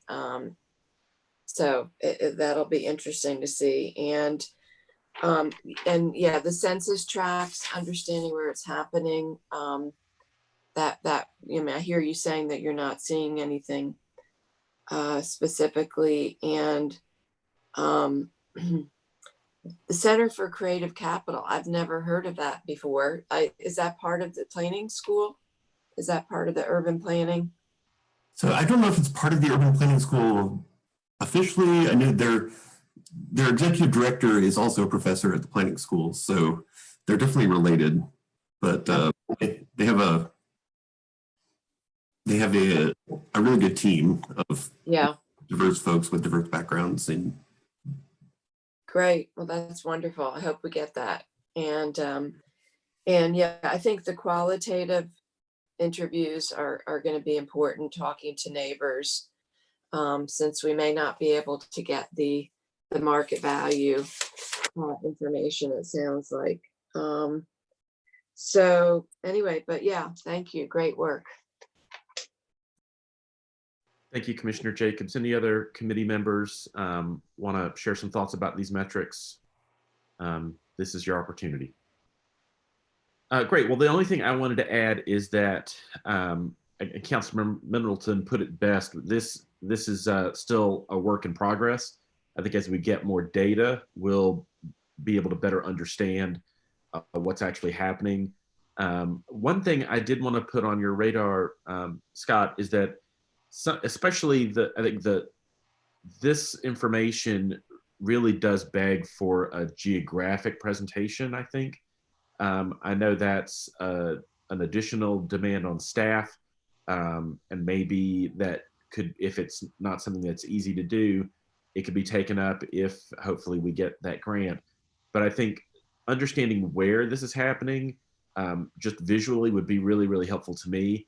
And also, I think I've seen this before with the demolitions, but seeing that, especially given what happened last year, I think would also be really helpful.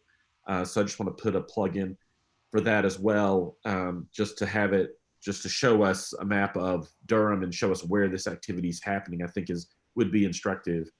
And otherwise, just thanks for putting this together and for the work that's going into keeping our eye on the ball with respect to these data. So thank you, Scott. Appreciate it. Yeah, we'll have the data map for the presentation in December. Fantastic. That's great to hear. Mr. Chair. Okay. Sounds good. Let's move along then to item number 9 on our agenda, schools and offsite roadway improvements. And the stalwart Bill Judge, I think, is here to provide us with this presentation. and hopefully explain to me exactly what this is about. Take it away, Bill. Yes. Stalwart. I said Yes, stalwart. thank you. Absolutely. So we wanted to let the committee know about a couple of changes in state law that occurred about 3 years ago now, but we have a couple of high profile school projects that are working their way through the land development UDO site plan approval process that are going to be impacted fairly significantly by this change in state law that's going to impact our ability to make some of the roadway improvement requirements. So wanted to just go through that with the committee and provide them an update on what's happening.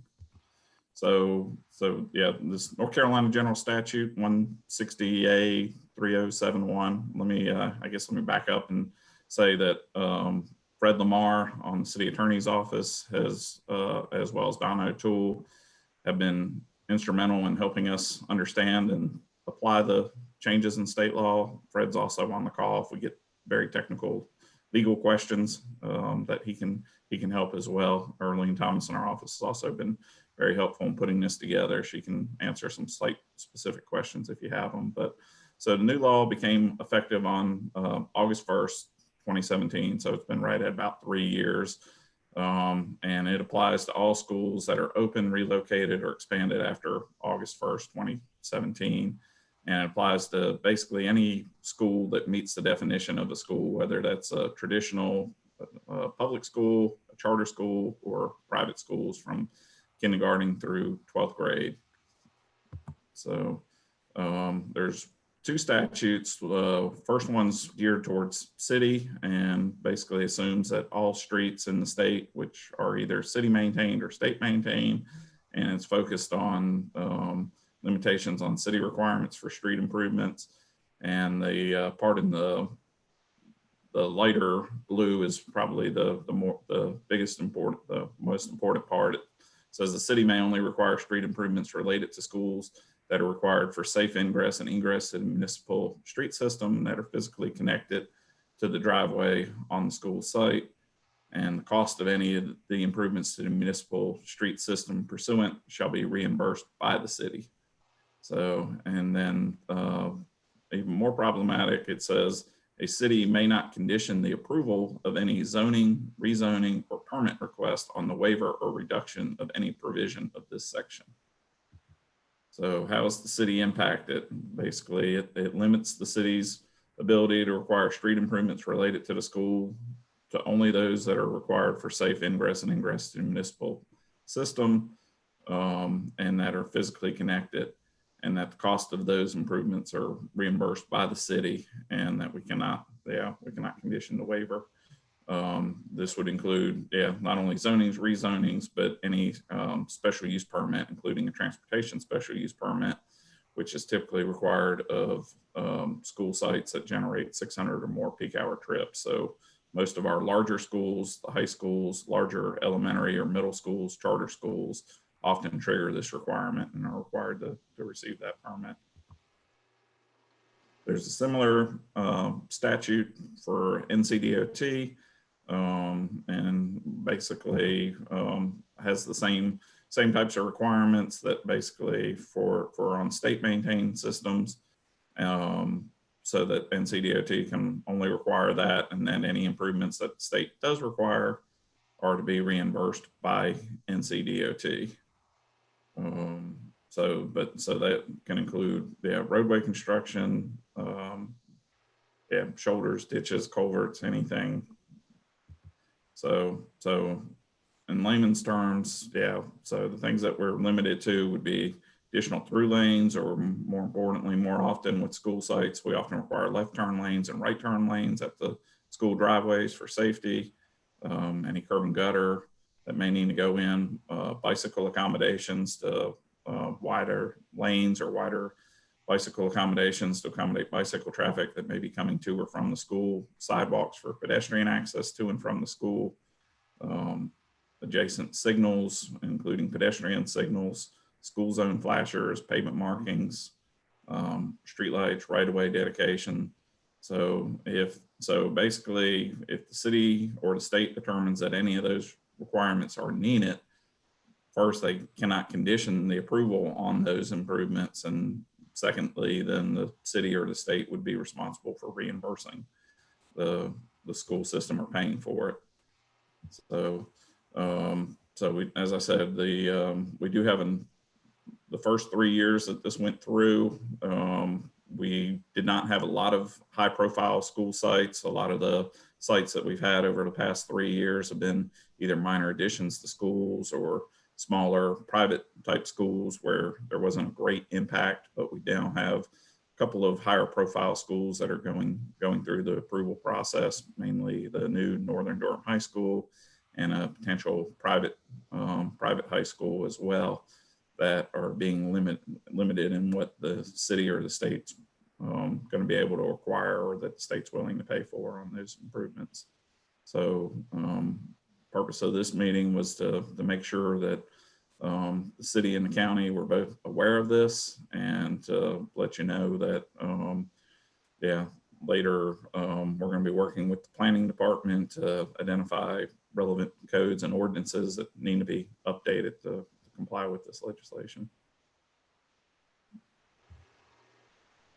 And that's pretty much it. I'm happy to take questions or to explain further. I know that went through fairly quickly, but like I said, the purpose of this was mostly just to make sure everybody was aware of this. Great. Well, thank you, Bill. That's fairly straightforward now that you've explained it this way. The presentation actually helped me a lot. And I want to open the floor to anybody if you've got questions or comments about this. And I see Commissioner Reckhow. Feel free to go right ahead. Well, I find it discouraging, to say the least. We're going backwards.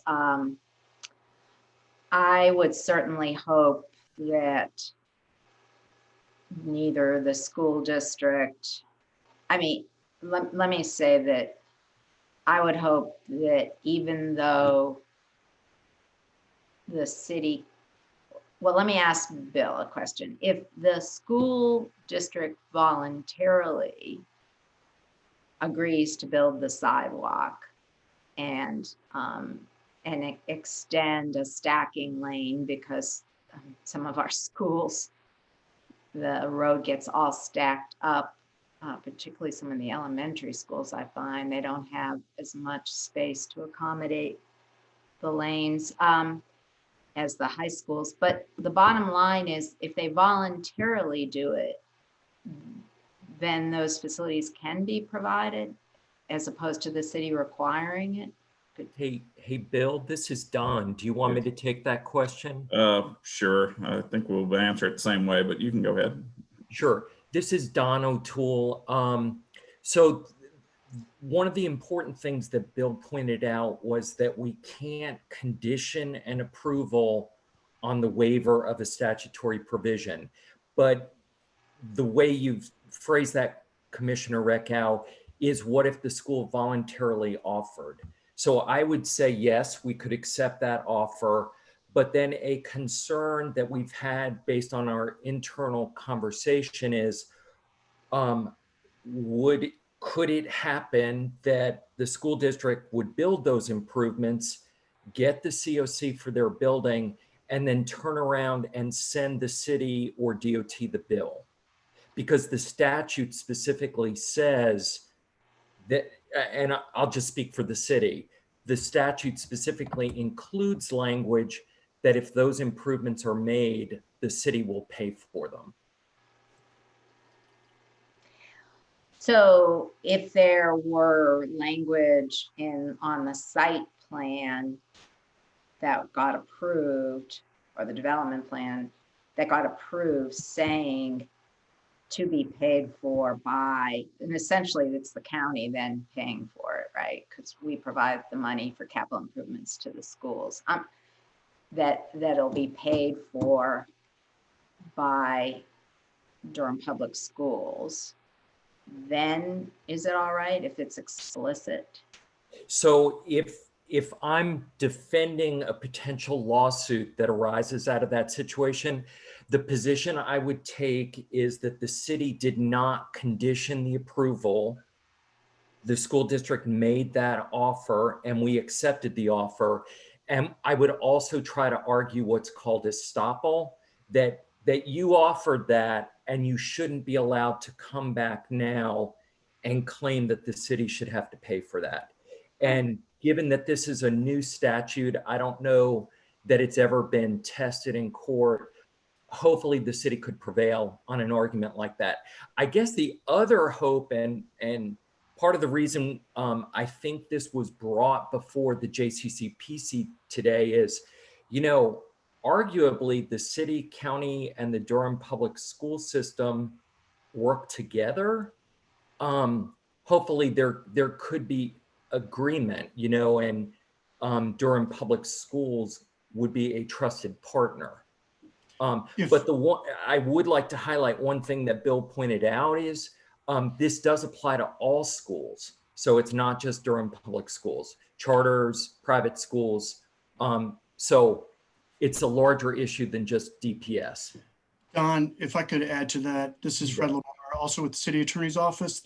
As you just stated, with regard to an agreement, the statute that Bill went over specifically contemplates that the school and the municipality may enter into an agreement regarding the improvement. So I think that would allow for the mechanism for the school and the city to agree on exactly, you know, what would be going in and who would be paying for that by agreement. So I think that would be the mechanism to ensure that the school would not come back to the city and say, you know, we want you to reimburse us.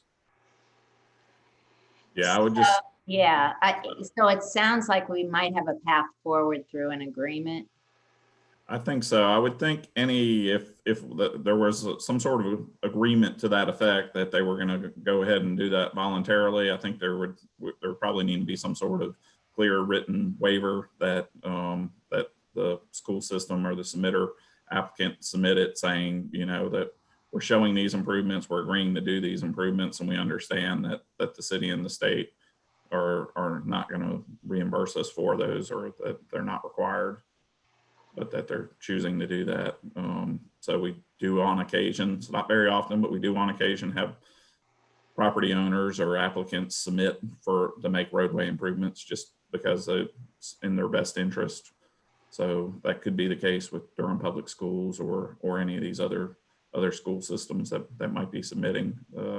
I think the problem would become if later on in the process they determine that the cost escalates or other types of things and they no longer want to make those improvements, then we would have to basically allow them out of that agreement that they could then still open the school without those improvements. Well, that might be a case then where we have it as a three-party agreement with the county, because we've come so far promoting accessibility, multimodal accessibility, that to go backwards doesn't make sense. So I may not be still on the board, but I would certainly hope that the Board of County Commissioners and the school board would stay the course despite this waiver of responsibility that's available now at the state level. Because if anything should be connected to our neighborhoods that often abut these schools, it's schools and the associated athletic fields and playgrounds. I mean, oftentimes we have families going over to school sites in the evenings to use the play equipment, to use the fields. It's a resource for our communities. And so it's to everyone's benefit to not have them be islands separated from the adjoining communities. Yeah, I would just go ahead and let you know that one of the sites in question is the elementary school C site on Hebron Road. Durham Public Schools and their representatives are aware of this statutory requirement. they did ask NCDOT to reevaluate that school site in light of this requirement. And so NCDOT did come back and say that they were not going to require the improvements on Scott King Road at that school site because of, most likely due to their inability to probably pay for it and under their current situation, more so than the safety or need for it. Oh my goodness.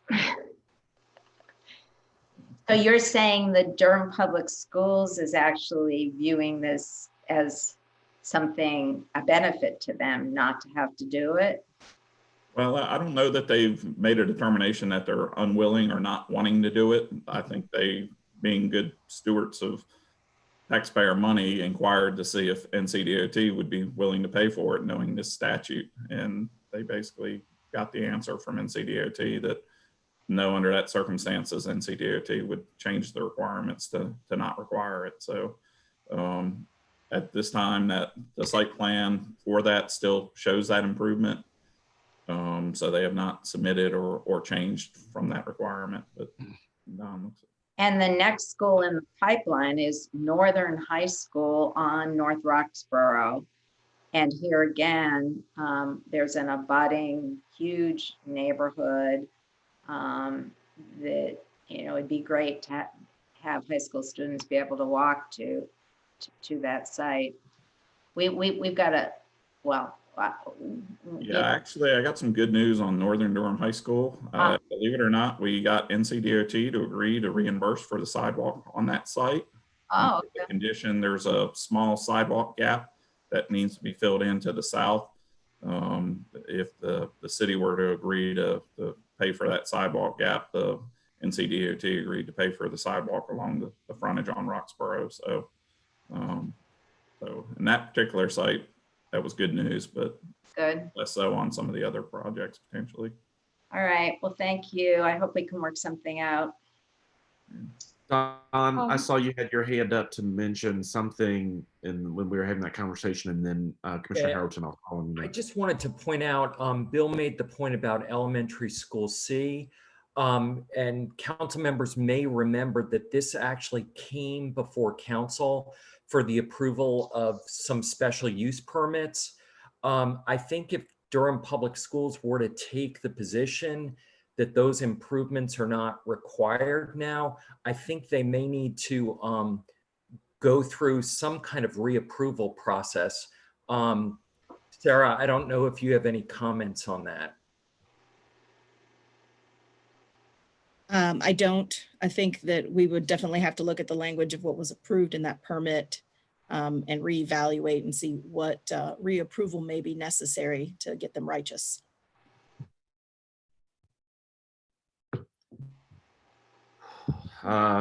Okay. Commissioner Howerton, why don't you say something now? Thank I you. cannot talk for a minute.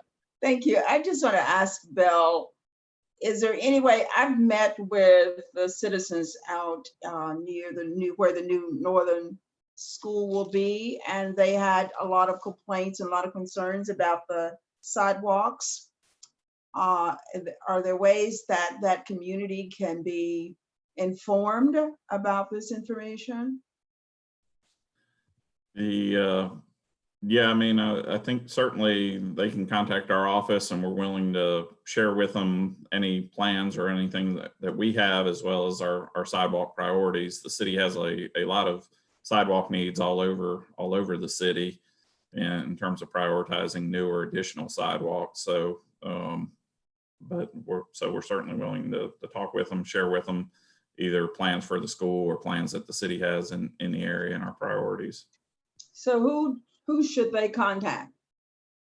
They can contact myself, or Ellen Beckman is actually our pedestrian planner.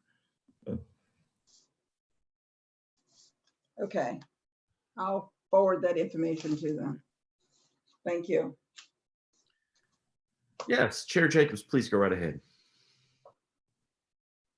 Well, let me just say, this is horrible. I just can't even believe this. And I'm like Charlie, I read what was on the agenda and I was like, what is this about? I don't understand this. But this is really, really bad. And the only thing I can think of is this is just about the money and, you know, just finding a way for the state to not have to pay for these really, really important features that are really about safety and about the importance of connecting our communities to our schools. And so it's just really blows my mind that, you know, this was approved in 2017. And so one of my thoughts is even whether we need to really reach out to our delegation about this. And so I would ask if staff, if you could put something together that policy-wise explains, you know, this statute that was approved 3 years ago, and then how it's going to impact the Durham community, you know, the city, the county, our schools, so that we could be able to reach out to our delegation and ask them to try to work on changing this in the near future. I think that would be really helpful to us, and we can all, and we might want to even, Mr. Chair, think about writing a letter from the JCCPC to our delegation about this. So I would just ask for that we consider doing that. And so what I'm trying to understand, Bill, is this is not just sidewalks, but it's also other types of improvements. So lanes, things that can impact the road traffic lights, pedestrian crosswalks. I mean, it's not just sidewalks, right? Correct. It would be anything. It like I said, it'd be a left turn lane to access the school for buses, for parent pickup drop off, for case of the high schools. It could be the student access as well on a very high volume road. It could be the school zone flashers to lower the speed limit and the signs. That in that particular case, it's likely our department will still go ahead and fund those flashers just because of the safety importance, and they're relatively low cost, but we certainly don't have money allocated or budgeted to do major roadway improvements to provide the safety and capacity that the schools might be generating with the additional traffic. Well, could I ask, I guess, related to my request to get help from you all about the implications of this, maybe some type of a memo or something, because what I'm hearing you say that too, this contradicts NCDOT adopted policies like the Vision Zero plan to reduce, you know, pedestrian and bike fatalities, safe routes to schools program and policies. This doesn't even make sense in terms of the adopted policies of NCDOT. So I think that would be helpful if you could also evaluate some of these policies that are now going to be really difficult to implement, especially around our schools. And the other thing is just related to the cost. I mean, whether it's the city pays for it, the county, the schools, it's all one pot of money, basically. I mean, it's taxpayer, it's going to be local taxpayer dollars that are now going to have the burden if we want to implement these things rather than the state. So I don't really look at it like, that's how I look at it predominantly. I mean, if it's a city, well, okay, some of the county residents won't pay, but it's still going to be local funding.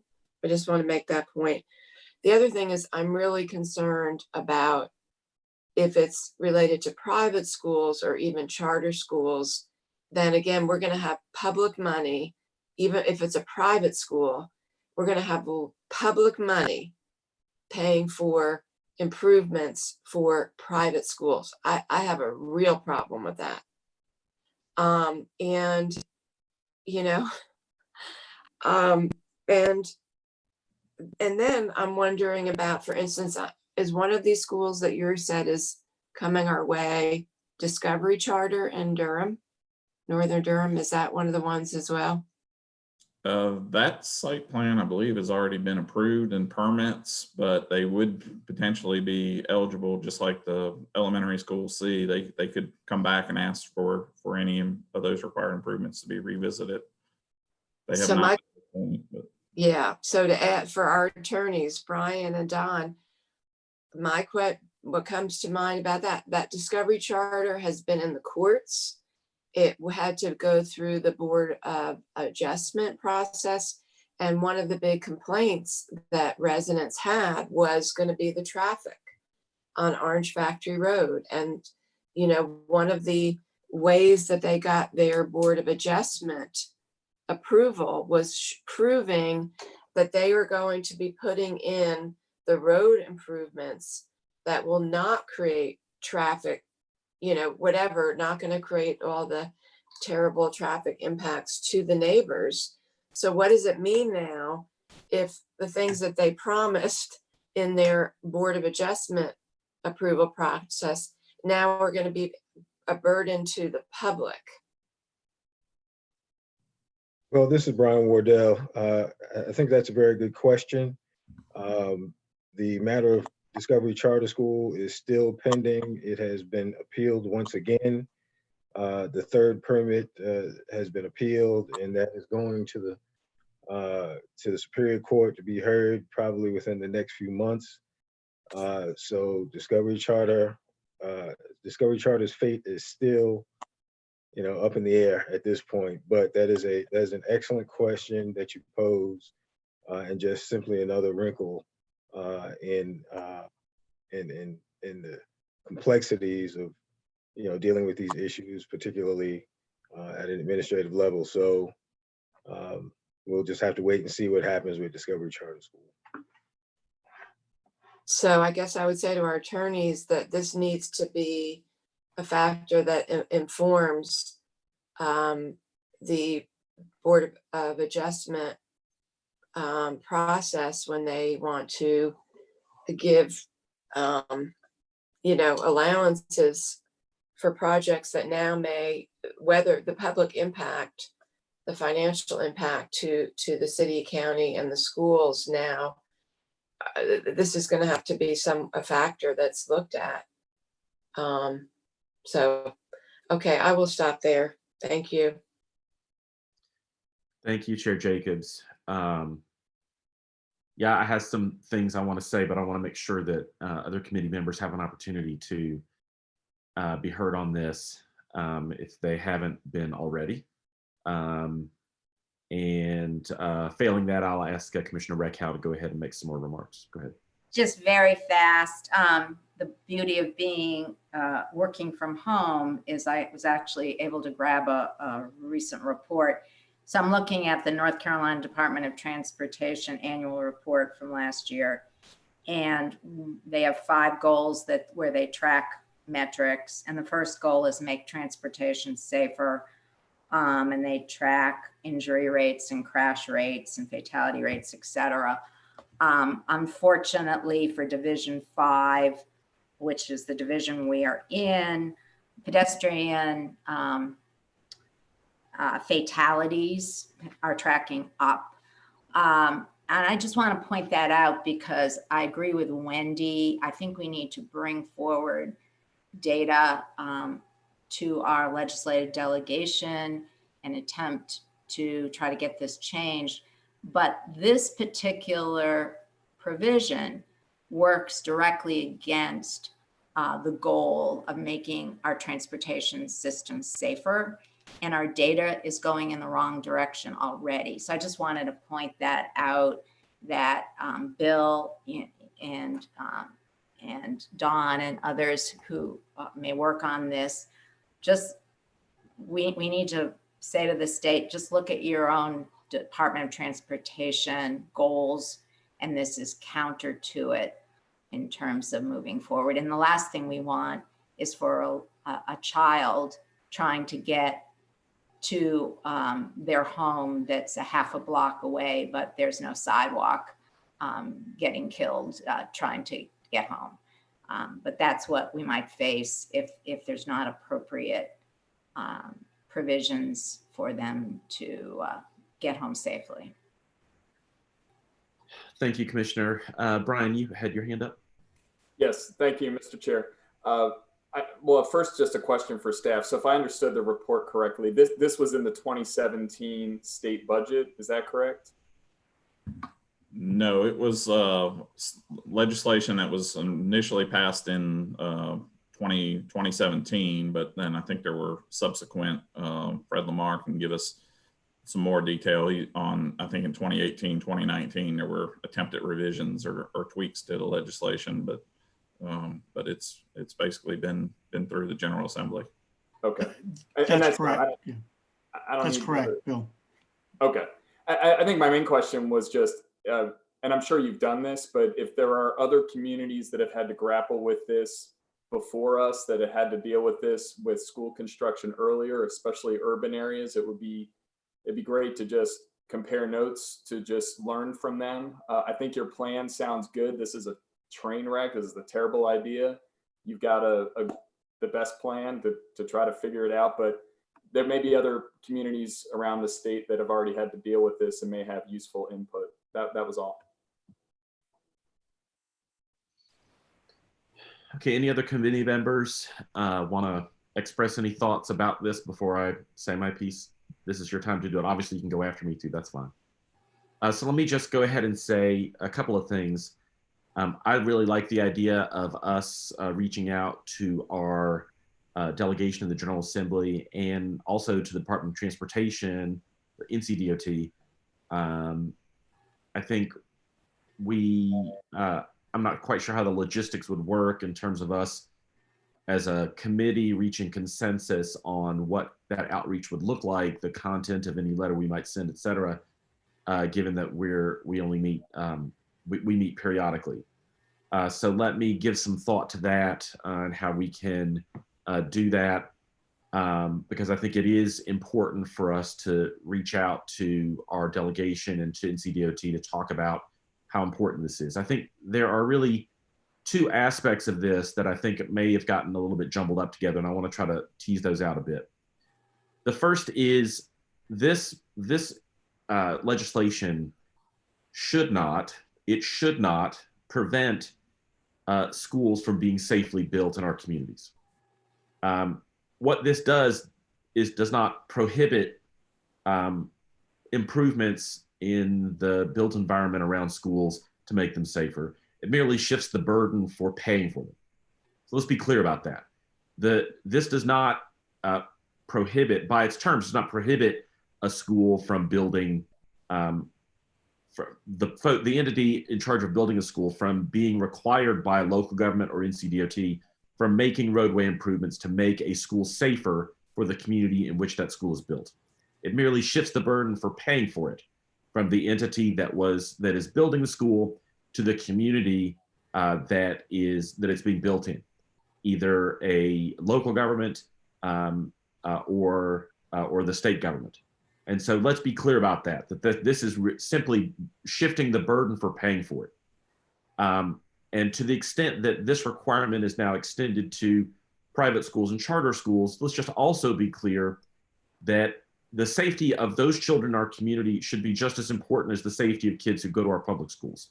And so I know nobody meant that or said that, but let's be clear that this doesn't prohibit those schools from building those improvements. It merely says that local governments and NCDOT are responsible for paying for it. That was a policy choice that was made not by anybody on this call, but by our state government. And if that needs to be changed, let's change it. But that's the fact. That's the first issue. The second issue that I think got maybe mixed up in that is that the astounding statement that you made, Bill, that NCDOT is going to decide that these improvements are no longer required simply because they can't afford to pay for them. That, I don't understand that. and I'm sorry if I'm raising my voice to all of y'all because I'm freaked out about that. That NCDOT could decide if the school is required to pay for it, this is what's required for this school to be built safely in this community. But if NCDOT is required to pay for it, then it's not required. I almost don't know what to say about that. It's so irresponsible and illogical and infuriating. So I'm going to need to hear from, and this is part of this isn't really JCCPC. This feels more like I don't know what body's best suited to handle it. I don't know if it's the MPO, if it's I don't know, but someone from NCDOT is going to need to explain to somebody why that makes any sense at all. I get that NCDOT is out of money. I totally get it. As a local government, the city of Durham is seeing the impacts of that in many, many ways. And we hear about that at the MPO constantly. So I totally understand that. But the idea that something is required for a school to be safely built as long as the school is paying for it, but if NCDOT has to pay for it, all of a sudden it's not required for safety, that's not right. And someone's got to have to explain to somebody why that makes any sense at all. Bill, am I understanding what you said correctly? Or am I characterizing it in some way? Opportunity to clarify.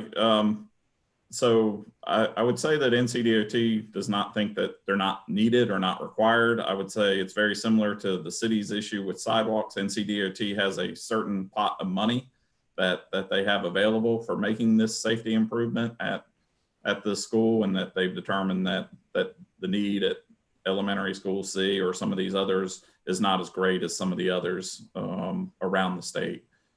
So these are being funded on a statewide basis through the state traffic engineer. So they have a certain limited pot of money. The legislation unfortunately did not come with additional appropriations to the state to help pay for any of this or anything. So they are prioritizing based on all their needs, but that's not to say that they're not an important or needed improvement. Okay. So Bill, first of all, thank you for this update. Yeah, while I gather myself, Commissioner Howerton, why don't you go ahead, and then Commissioner Jacobs, you can go next. Just a quick question. Bill, is this statewide? Yes, and that's why I said the decisions as to which schools to fund or not fund are being made, at least through NCDOT by the state traffic engineer on a statewide basis. So I would encourage my commissioners to our statewide conference starts today with our commissioners from across the state. I would encourage that conversation to be had with our statewide conference, so that it's not just Durham in this conversation, but we get people from across the state in the same conversation. Thank you. No, that makes a lot of sense. Chair Jacobs, go ahead. Okay, so I'm confused now with what you said, Charlie. Okay, so could you repeat, Bill, what is happening, that the improvements that normally in the past would be required, they are still being required or not? I'm just confused about that. Yeah, Okay. so we cannot, as Councilmember Reese indicated, the city or the state can still basically determine or require that any improvements, but if any improvements that the city or the state then says shall be a requirement of this site, the city or the state is then responsible for paying for. So yeah, because of that, the state is lessening the requirements that they otherwise would have because of their, it doesn't rate as high on their priorities as some of the other things.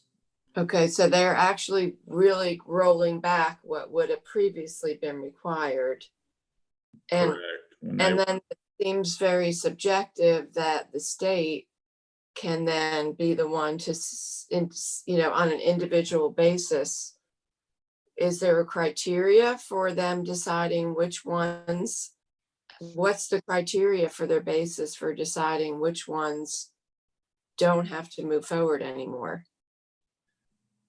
Yeah, I would have to get some more details exactly. And like I said, I do know they have a unit that specializes just in school transportation called the Municipal School Transportation Assistance Program. So basically all school sites, even before this change in law, were all being routed through that group to review and determine. So yeah, they're reviewing, determining, making the decision based on, yeah, available funding and based on priorities, determining, yeah, which sites in greatest need. Okay, this is just a mess. So what I would say, and Charlie, to your point about the process, I'm comfortable with all of us giving you the authority, because as you know, we don't meet again for 2 months, for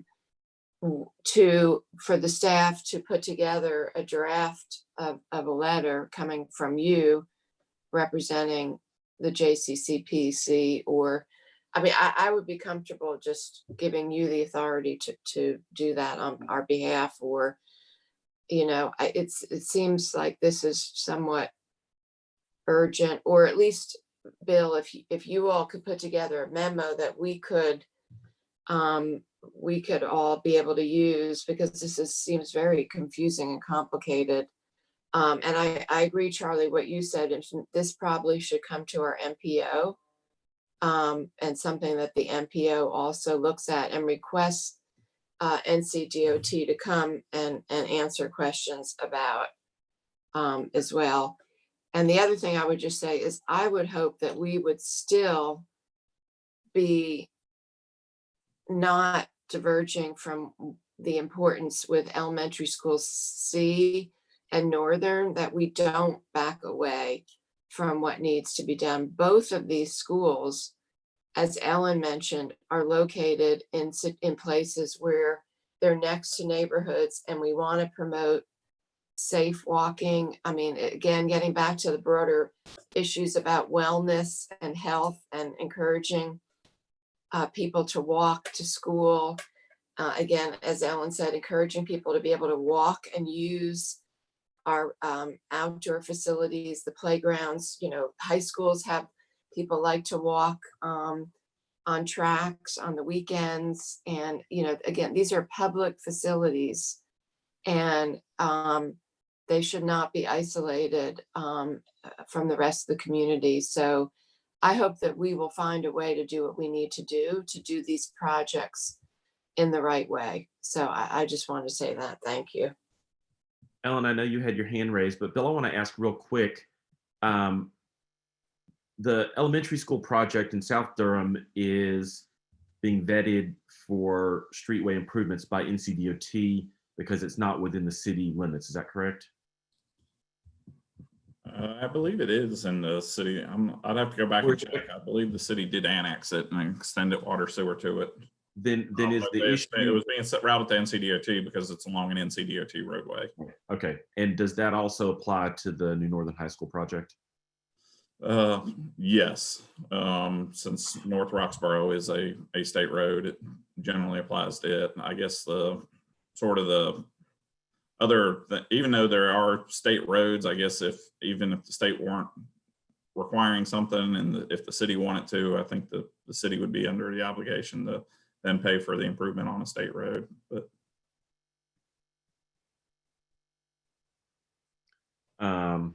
yeah, okay, that's actually, so what is the mechanism by which the city would be able to enforce that kind of requirement on a state road? That's the piece I'm a little confused about. Yeah, so generally it's through, most of the school sites require either if they're in residential district, they require a minor special use permit based for being a school being located in a residential district. If they generate a significant amount of traffic, 600 or more vehicle trips, which elementary school C did, Northern would as well. They would typically be required to get a transportation special use permit, which is a quasi-judicial hearing that then goes before the governing body, whether it's city or county, depending on whether it's located in the city or not.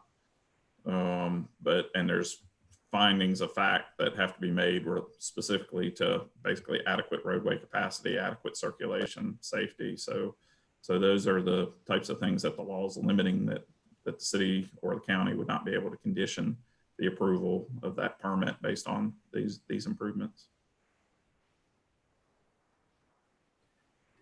Okay, Ellen, did you want to get in, or did just one very quick question?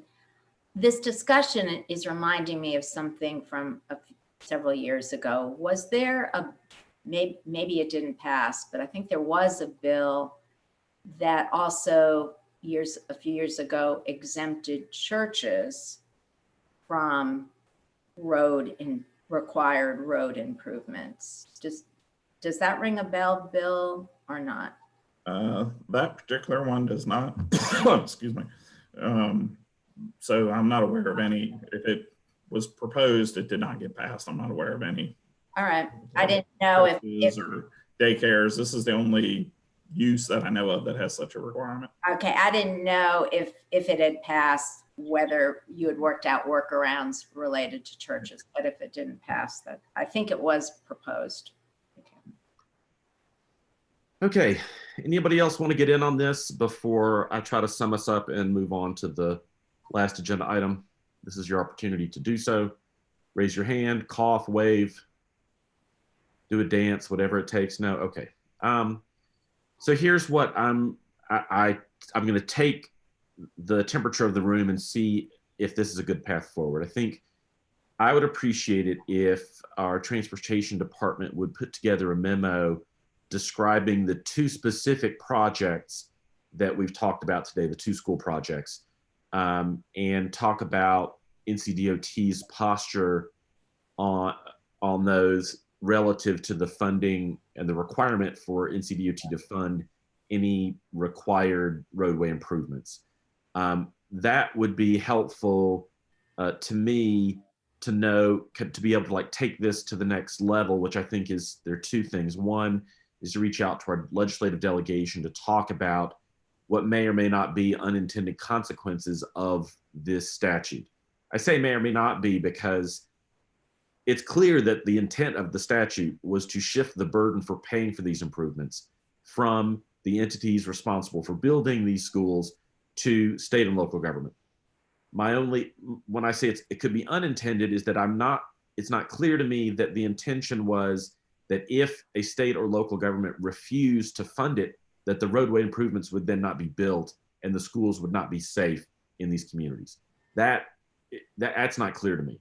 And so I want to make sure that we surface that with our delegation so that they can raise that with legislative leaders.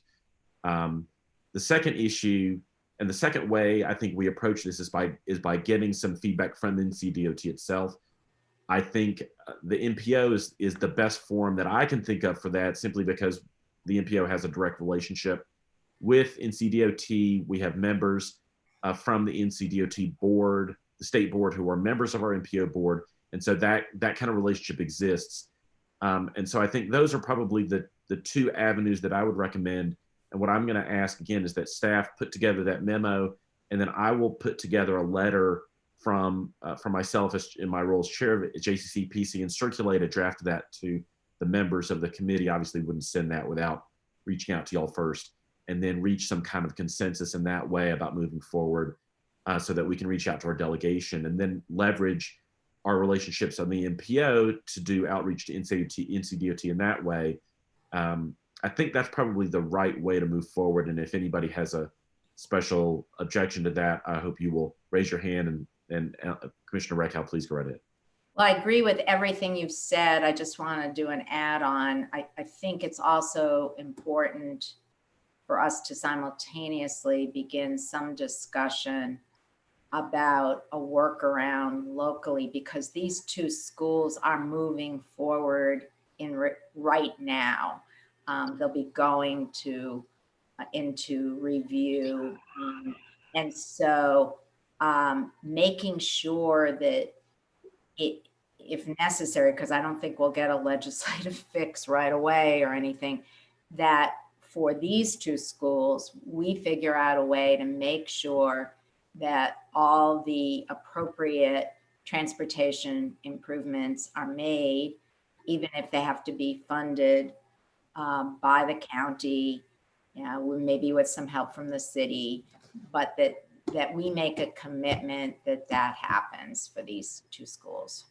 So maybe I think joint city county is probably the appropriate forum for that, or maybe the executive committee, which may meet more frequently. Chair Jacobs, did you have any thoughts about that? I think you're more in touch with how those groups meet than I am. I'm not on joint city county, so. Yeah, I mean, that's a great suggestion. There are two venues to discuss it. One would be joint city county, which our next meeting is next Tuesday.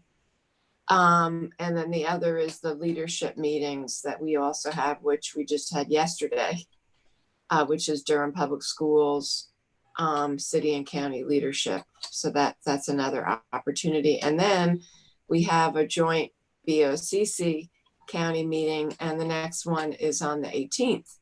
So luckily, we all talk to each other so much. That's great. When I said executive committee, I guess I meant leadership committee. But yeah, I think that's, how often does that group meet?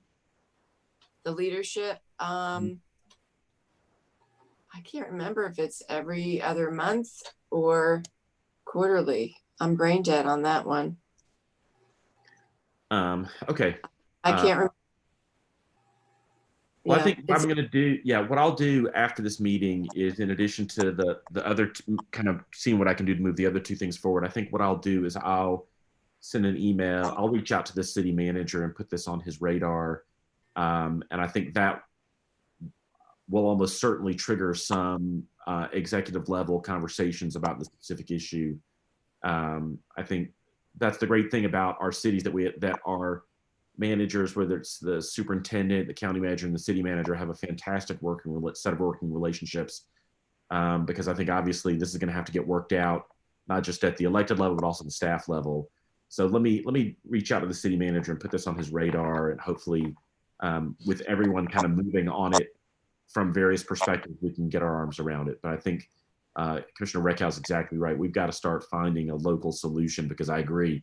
I don't think a legislative answer is going to be forthcoming anytime soon, certainly not before next year. And I think we're going to have, these projects are moving forward. You're exactly right. Okay, well, that was fun. That's why they pay us the big bucks, right, folks? Anybody else want to jump in before we move on to the to Mike Stock 2021, 2020? Great. Well, Bill, thank you. I'm not sure you knew this was going to be this kind of hot potato, but again, your stalwart work for the transportation department has just really been stellar, and I appreciate your work on this as well. Thank you. And also thanks to our city attorney staff for weighing in on this complicated and vexing issue. All right. Thank y'all. Thanks, Bill. Next up is the last item on the agenda, item number 10, Omnibus 15 UDO text amendment. Michael Stock, I believe you are going to bring us home with this. Yes, you get me early in the meeting and you get me to close it out. I will try to be very brief since it is now noon. And Scott again will be driver. This is a set of various text amendments that address technical corrections or other minor policy changes that are worth kind of bringing together as a lump sum. I'm just going to go down the quote unquote highlights. You can decide if they're highlights or not. This is not to be all encompassing. It was just to point out some of the bigger items, but I'm glad to talk about anything else you'd like to. It's actually not an extensive list based upon previous ones. The first one is something we may want to talk about in more detail because it ties directly to what we just spoke about, exempting the TSUP for schools, because as Bill had alluded to just 2 minutes ago, everything about that transportation special use permit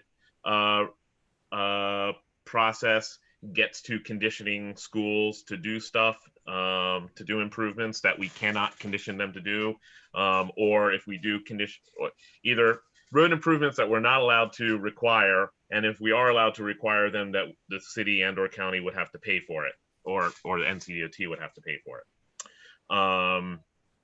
The other part of that is exempting from the county, mainly most of the county that would generate the zoning that would allow uses that generate 600 or so trips, peak trip hours to trip a TSUP are already in the SRP district, which is already exempt, or is MERC, which is already out there, or schools, which in residential districts, which as far as I can remember, 99.9% of them are cited, are in residential districts, and they already have to go through another minor special use permit process anyway. So there's a bit of redundancy there. But we would like direction as to whether you'd like us to move forward with that text amendment to get the city and county out of the crosshairs of a conundrum of requiring stuff that they either can't require or would have to pay for at this time. I don't know if you want to talk about that now, or if you want me to just run through the list and then discuss it after I'm done. I'll wait. Okay. The other items are just revising the residential compact district to remove references to core and support areas. That was designed based upon location of station areas, light rail stations or even regional rail stations. But since there's no light rail project, the requirements just don't make sense. So we're just combining all the requirements into one set of requirements and not basing them off of distance from a station location. New SRP district standards for emergency service uses.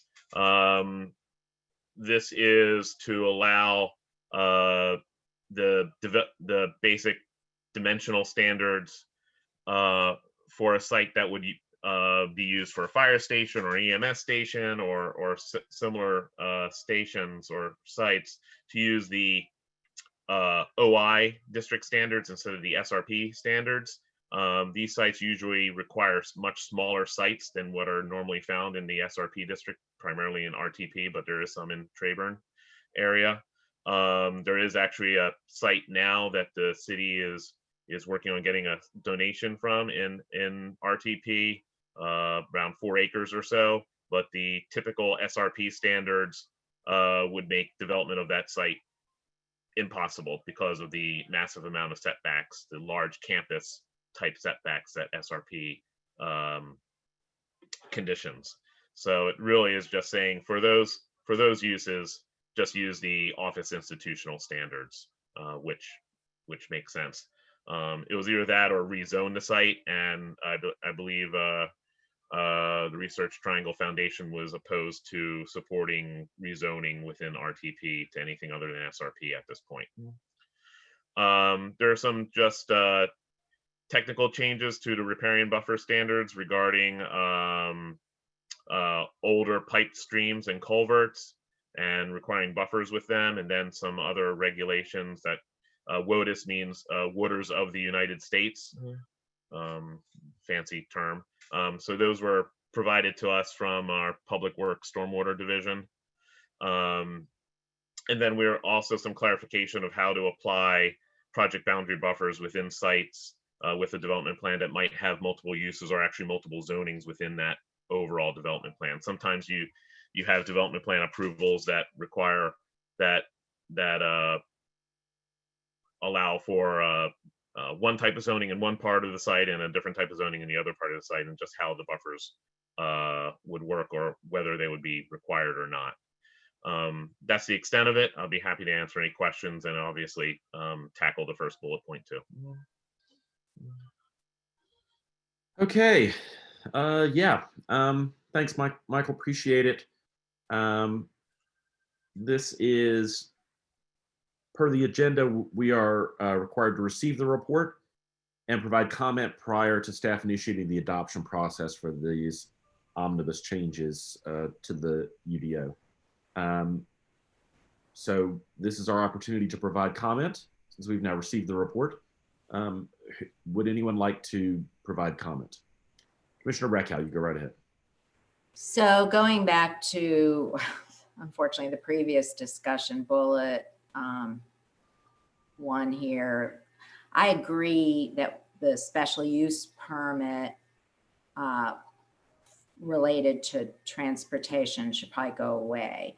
What I'm just trying to think of, and thinking on the fly, is whether there needs to be some replacement provision, because we're still going to need an assessment of what is needed in the way of transportation improvements. And then this agreement that we're talking about would kind of back it up and guarantee they occur, but someone needs to be assessing and then review it. You know, even if the engineer for the school's district or private school does an assessment, someone probably needs to review it, and there needs to be a process, and then recommendations made on what is needed related to safety. So I guess I'm raising, yes, the special use permit process should probably go away, but how do we replace the appropriate review of the situation? If I may quickly answer that, and I think this might get at what you're talking about, we're not taking away the requirements for traffic impact analyses. Okay. Which are tripped at, I believe, 150 peak hour trips. Bill could correct me if I'm wrong. So all that assessment that you're talking about will still be captured to understand what are roadway improvements for just as you talked about, and plus for other capital improvement projects down the road too, or assessments of other sites too. So I think that would capture what you're talking about. Bill, I'd welcome you to jump in on that too. Yeah, I'll just confirm you're correct. So the TIA requirement would still remain. We would still be able to document all that. It would just be exempting them from the special use permit process. Great. So then that's good information to know, because then as we begin to talk about doing some type of agreement, then we could reference the results of the TIA. Got it. That's great. Thank you. Yeah. Sure. Thanks for surfacing that, Ellen. Somebody should answer the phone. Chair Jacobs, go right ahead. Yeah, just to clarify, Michael, so I guess when we having the TSUP was a mechanism, though, to require the applicant to actually make those improvements and to pay for them, right? Because normally the applicant would have to be the ones to pay for it. So whether it is Durham Public Schools or a private school, whoever, the applicant normally would have been the one to pay for those. Is that correct? Yeah, that's correct. Whether it's through a TSUP approval or a minor special or major special use permit approval, or even approvals that are just determinations through administrative approvals too, that are recognized through a TIA. Yeah, so I think it gets back to what Charlie was saying. It's two issues: whether things get done or not, and whether we can require people to do them. And then the second is who's going to pay for it. Whether, since the applicant is no longer going to be required to do that, possibly. Okay. And then the second item related to the RC district. So can you just explain that a little bit, Michael? Because I know that we don't have the light rail station anymore, but I know that we are still looking at those areas related to our transit planning. We are still looking at those designated, places for more compact development for BRT. So I guess I'm a little concerned that we don't want to get away from the concept of those being higher density places for higher density development. Because we're hoping that it's not going to be light rail, but it'll be something else like BRT. So can you explain that a little bit? Yeah, I mean, basically, we're just taking, right now, there's no way, everything's being considered support because there's no station locations. Or in the other compact neighborhood tiers, they already have design districts, and those support and core areas have already been mapped out zoning wise. So all we're just doing is combining the two separate requirements, requirements for core and the requirements for support, into one set of requirements. Let me take a look at, as quickly as my computer will allow me, pull up that what we're doing, because I don't like to go off of memory.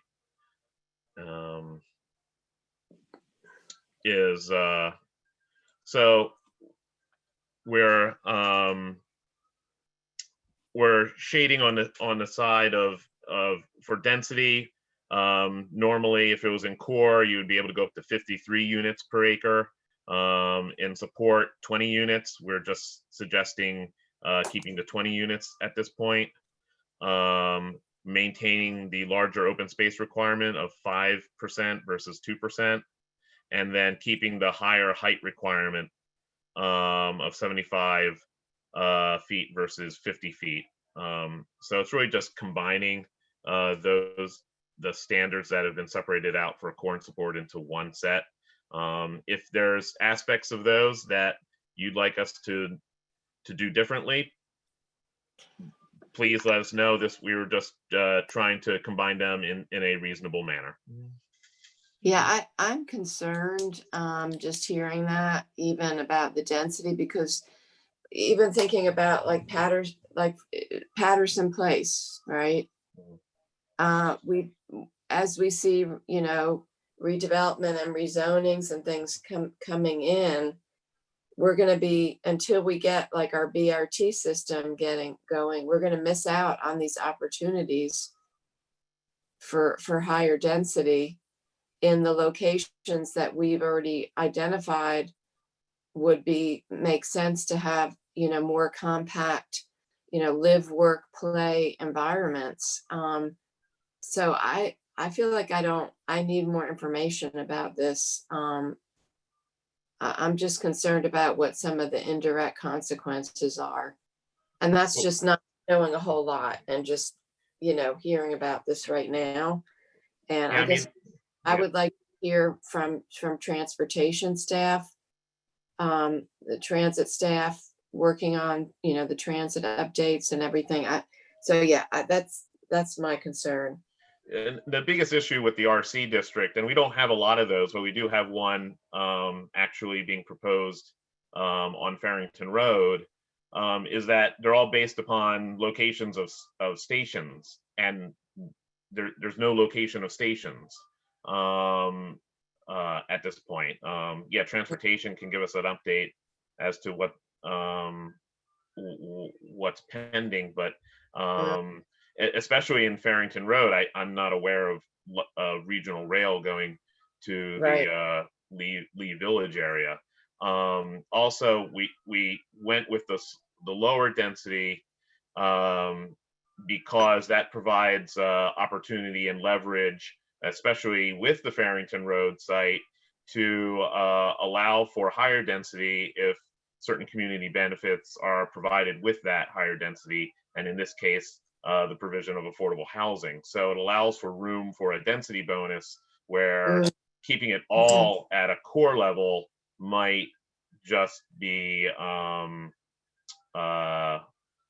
lot, and there would be less incentive. Okay, well, that's a real point to hear that. So I thank you.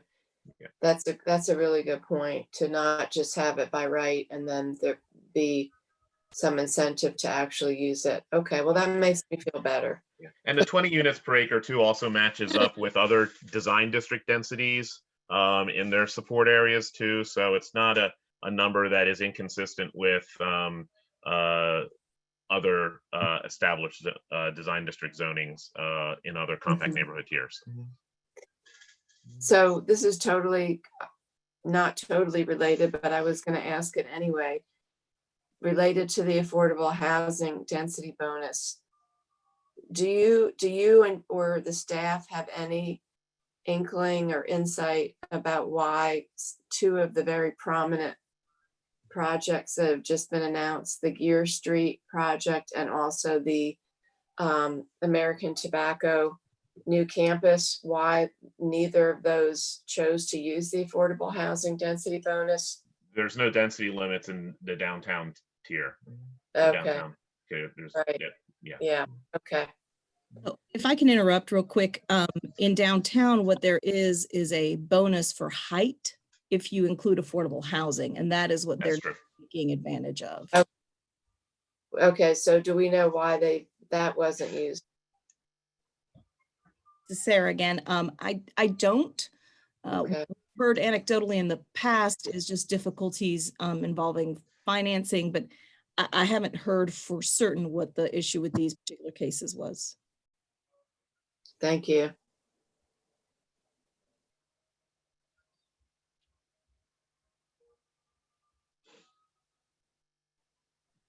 Okay, anybody else have anything to say about the omnibus text amendments?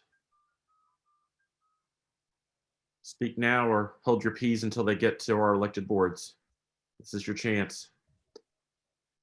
Okay, I had some things I wanted to say, but my colleagues have said them, and so as chair, one of my jobs is to keep my mouth shut if that's the case. So I will do that, except to say thank you for all the work that goes into that, because it's not easy to keep track of all that as we go through the year and then pile it all together. So thank you for that. Problem. If I am not mistaken, I think that is the end of our agenda. Does anybody else have anything else to talk about right now? We're a ways over our scheduled time, but in any event, I want to, if not, and hearing no other voices, just want to say again how much I appreciate the attention we have gone over, but I think there were a lot of important issues talked about today. I will be in touch with y'all after we get that information from staff about the 2 school projects, with a draft of a letter to our legislative delegation talking about the really bad consequences that combine with that 2017 statute, combined with the NCDOT's financial distress right now, really are going to have some serious impacts. And obviously not just here in Durham, those are things that are going to be felt statewide. So I will get to you on that, and obviously we'll be in touch, but thank you so much, everybody, and we'll see you again in 2 months. Thank you. Thank you. Everyone. Bye. Thank you. Thank you. Have a great day.